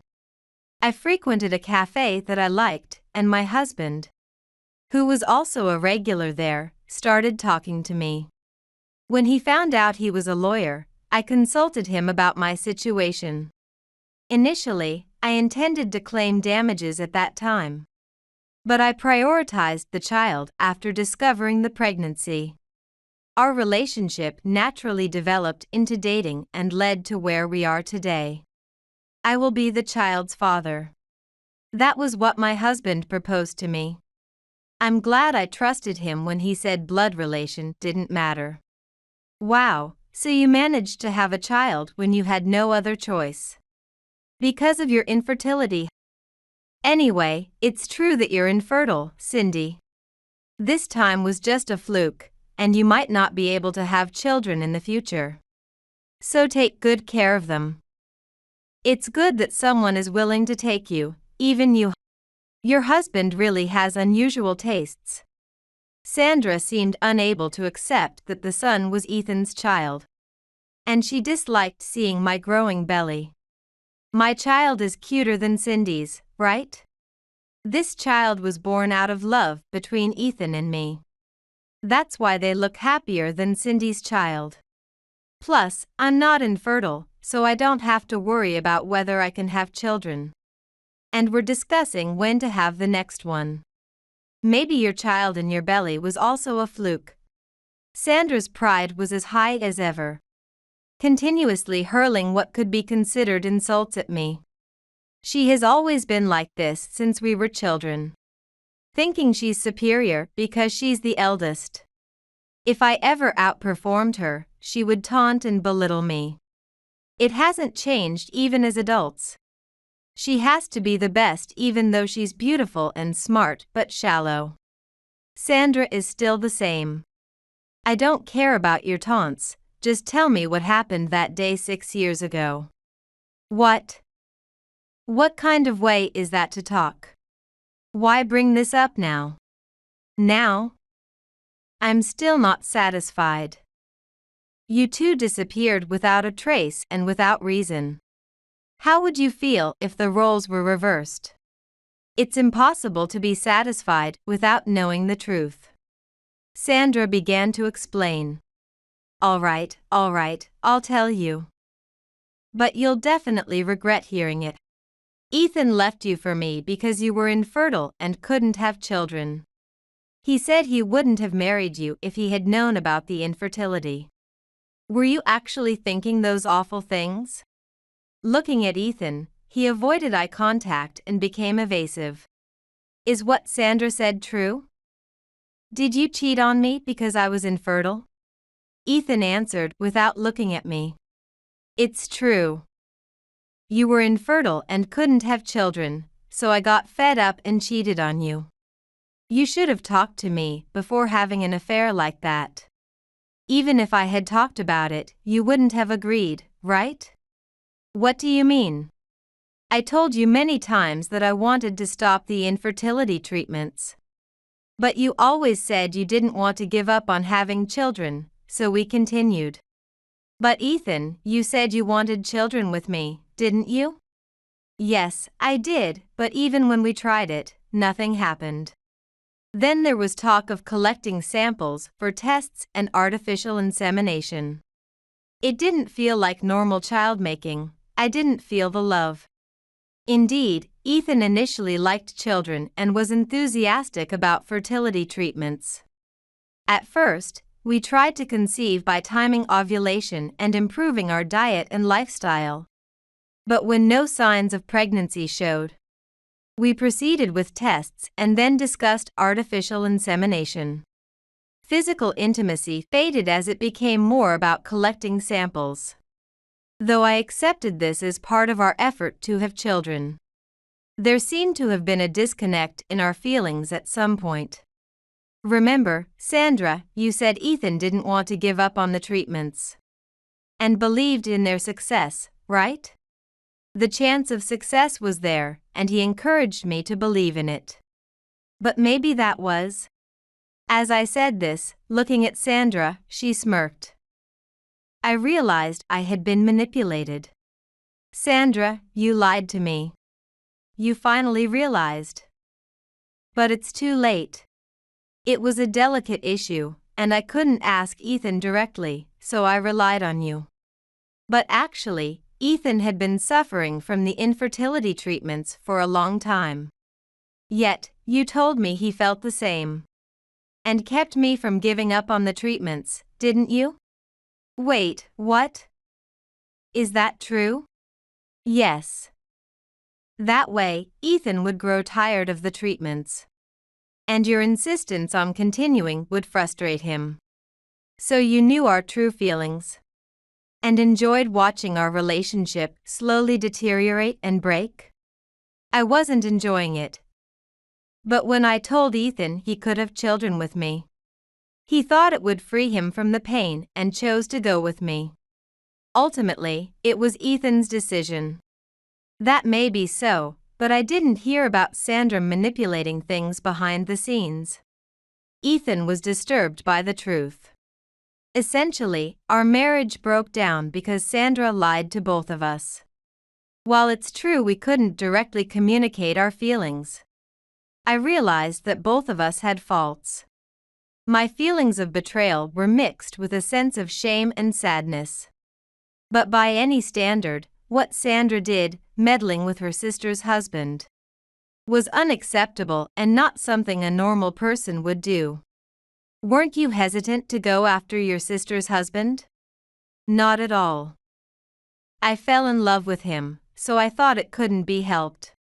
Someone inexperienced in love like you, Cindy, wouldn't understand, right? Things happen between men and women, and if a relationship can be destroyed by someone else, it probably wasn't solid to begin with. I love Ethan. Someone as handsome as him is wasted on Cindy. A beautiful woman like me suits him better. Sandra, so you cared about me so much that you lied to have me? Sandra said it didn't matter that Ethan was her sister's husband if she fell in love with him. Ethan, who had been shocked by Sandra's schemes, was completely persuaded by her fervent declaration of love. The fact that she would lie to have him showed that neither Sandra nor Ethan were of sound mind. See? I cheated because I was sick of your infertility. It seems you were completely manipulated by my lies. But that just shows how fragile your marriage was. I've always wanted to elope at least once in my life. The thrill of possibly being caught was so exciting. Thanks. Oh. You're not still hung up on Ethan, are you? Even if you are, I'm not giving him up. What? No way. I'm married again and have a little one, so don't group me with you. Now I finally understood the truth about that day 6 years ago. It all started with a drama sparked by lies about our infertility treatments. That cracked our marriage. While I can't forgive my sister for lying, perhaps our relationship was fragile enough to break easily if manipulated by lies. I thought it would have been better if we had been more honest with each other back then, but now we each have separate lives. So I should forget about it. That's when Ethan dropped a bombshell. Cindy's son has a blood connection with me, right? He is legitimately your child. Are you sure about that? If you doubt it, get a test or whatever. But it's a pointless conversation. Pointless? Because my husband is now his father. What would change if you confirmed the blood relation now? My husband and I are here for him, and we aren't planning to ask you for child support. This means we won't be seeing each other again after today. Actually, I always wanted a boy, not a girl. So what? That child is originally mine and Cindy's, so could you give him back? What? I don't understand what you're saying. Ethan apparently wanted a boy. He was now asking for his child back, claiming that since the child was originally his and mine, I should return him. But my son is also my child, and children are not objects to be returned. It's infuriating to see that he isn't considering my son's feelings at all. Ethan, did you want a boy? So this child is unnecessary to you? Sandra asked somewhat angrily. No, it's not like that. I just thought it would be nice to have a boy in the future since that child is my own. Didn't Sandra recently say childbirth was so painful? She didn't want to go through it again? So I thought, why go through that pain again when I already have a son here? Indeed, that might be a good idea. It's annoying that Cindy's blood is connected. But since he's my sister's child, our blood is connected too. Then we'd have a boy and a girl that would complete the family I've envisioned. Sandra agreed with Ethan's absurd idea. My husband and I hadn't said a word, but they were getting carried away as if it was a done deal. Seeing this, my son made a disgusted face at Sandra and Ethan, clutching my skirt and hiding behind me. Then my husband, who had been silent, spoke up. Sorry to interrupt your excitement, but my son is my child, and taking him would be kidnapping. No matter how much blood is connected, I have no intention of entrusting my son to people like you. What? The real father is me, right? You're just a stranger with no blood connection, so keep quiet. No matter how much my husband explained, Ethan wouldn't understand and continued to argue ignorantly. As I've mentioned before, my son and I have adopted each other. So what?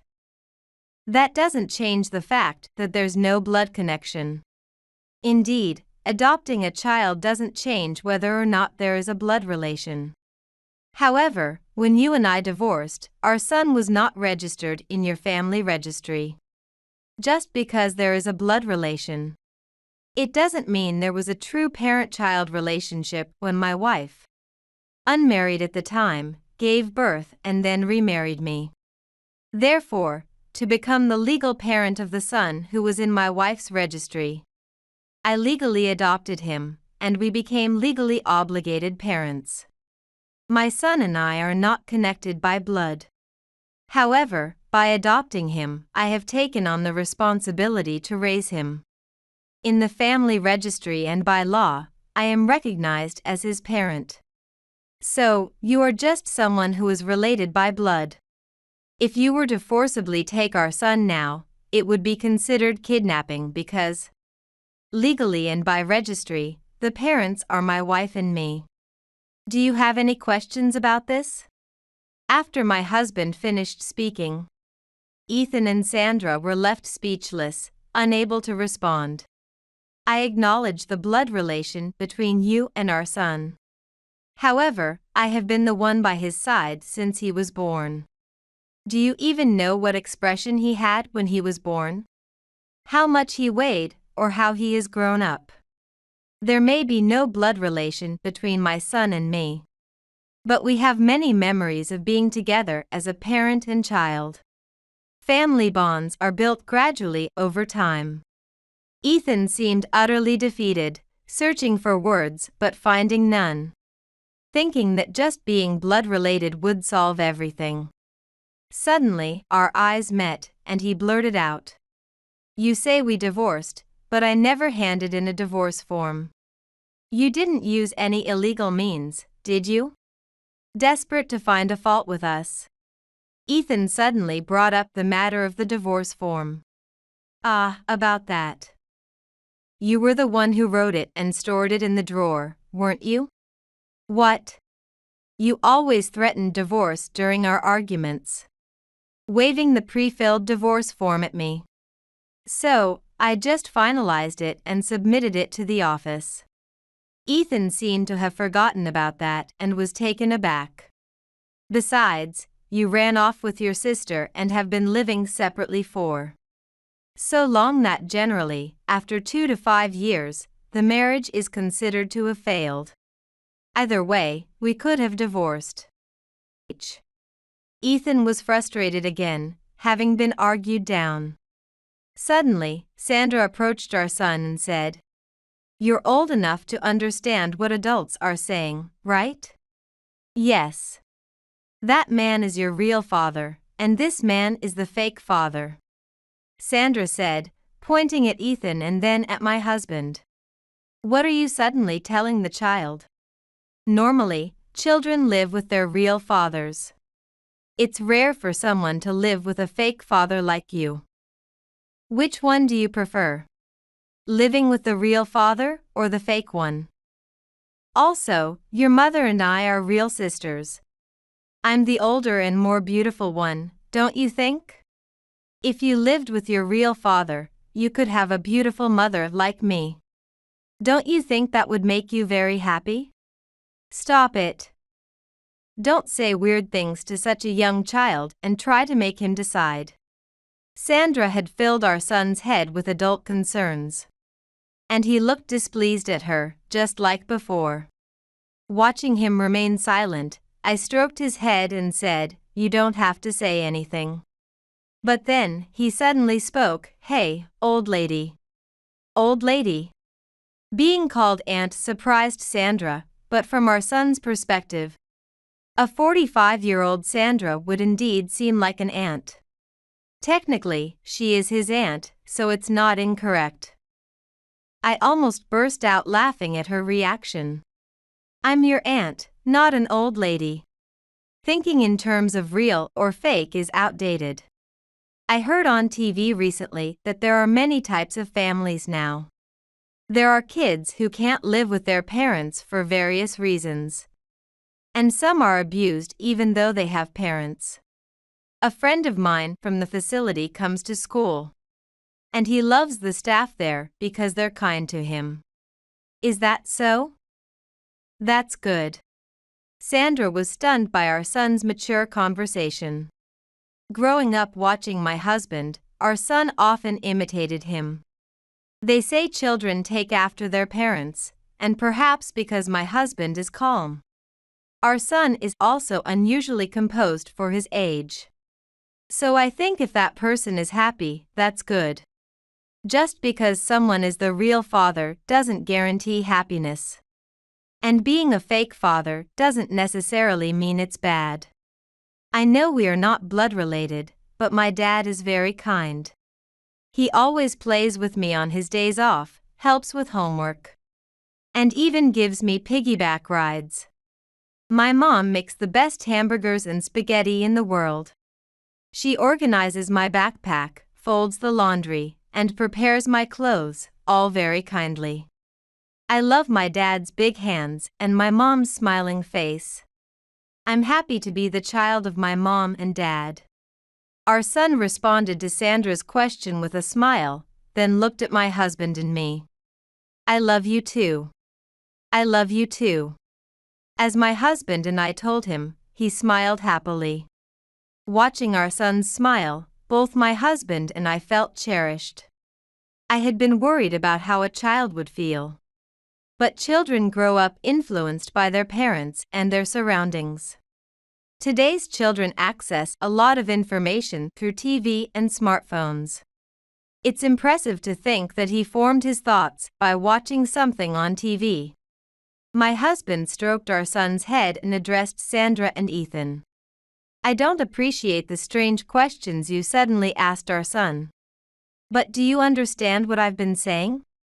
What's important isn't blood relation, but how you relate to someone. Just appearing and claiming to be a father, when you have no bond at all, is unimaginable. I think this will be our last meeting, but please don't say strange things to our son. Or try anything like kidnapping him in the future. Got it? I'll give up, all right. You don't need to get so heated, it was obviously a joke. But getting heated is what parents do. You're a parent too, right? Try to be more reasonable. Ethan seemed displeased watching the familial bond between my husband and son, who are not related by blood but clearly close. But 6 years had passed. Thinking about what it would have been like if my son had ended up like Ethan chills me. And I'm sincerely grateful that I met my husband. This is a separate matter. What is it? It seems you hurt my wife quite a bit 6 years ago.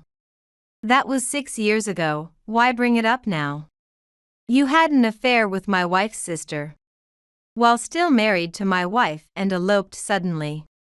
The sister knew he was her sister's husband and deliberately lied to cause the marriage to fail. When I met my wife, she was pregnant and looked very tired and worn out. The trauma from what you did to her caused her insomnia. Later, she was diagnosed with depression and became unable to work.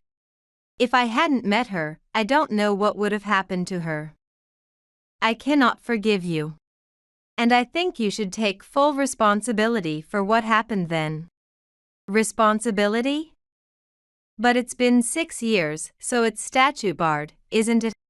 Yes, you're well informed. We will be filing for damages. So please acknowledge this and make the appropriate payments to my wife. If you can't get this done, taking the infidelity into account, we'll file a lawsuit. You'll file a lawsuit? We don't have the money for a lawsuit. Shall we get a lawyer and discuss this? I don't have money to pay for a lawyer. Then simply acknowledge the damages and pay them. I won't allow you to continue to hurt my wife any further. As I mentioned before, I am a lawyer, and no matter where you hide, I will find you, so you can't escape. My husband, who had been calm until now, was smiling, but his eyes were not laughing. What will you do? I am fine with taking this to court. Ethan and Sandra turned pale and forced a smile, clearly frightened by the prospect of what might happen if they refused. My husband was staring them down. Okay, we will pay the damages. Sandra, acknowledge it and apologize. Fine, we'll pay. Is that so? Upon hearing this, my husband smiled and said, I will send the paperwork later, but first, please apologize to my wife. He demanded that they apologize to me. Although they seemed reluctant, the icy look from my husband overwhelmed them. And they sincerely turned to me and apologized while bowing deeply. I am truly sorry for what happened at that time. I am really sorry. The things you two did are something I can never forgive. No matter how many times you apologize or pay damages, I won't forget. You said you have become parents, right? From now on, try to be decent people and make that child happy. and do not speak of my son to that child. I do not want any involvement with you two ever again, nor do I want our children involved. Stay away from us from now on. Remember what happens if you break your promise to my wife." With that, we left the scene. Onlookers watched as Sandra and Ethan remained bowed in apology. And while I felt a sense of retribution seeing their embarrassment, we walked away. Later, as a result of being sued for damages, Sandra and Ethan had to sell their apartment and moved into a rented house. Ethan lost his position and had his salary reduced at the company, where my husband had previously reported the incident, forcing him to take on multiple jobs. Later, it was decided that my husband would start his own business, and we would move abroad. My husband speaks French, and our son has been fluently speaking French since he was a baby due to early education programs. While the new lifestyle is daunting, we are looking forward to living abroad, and I plan to learn French from them to become fluent myself. Since then, thanks to my husband, I have been able to sleep well without stress or trauma, living each day in peace.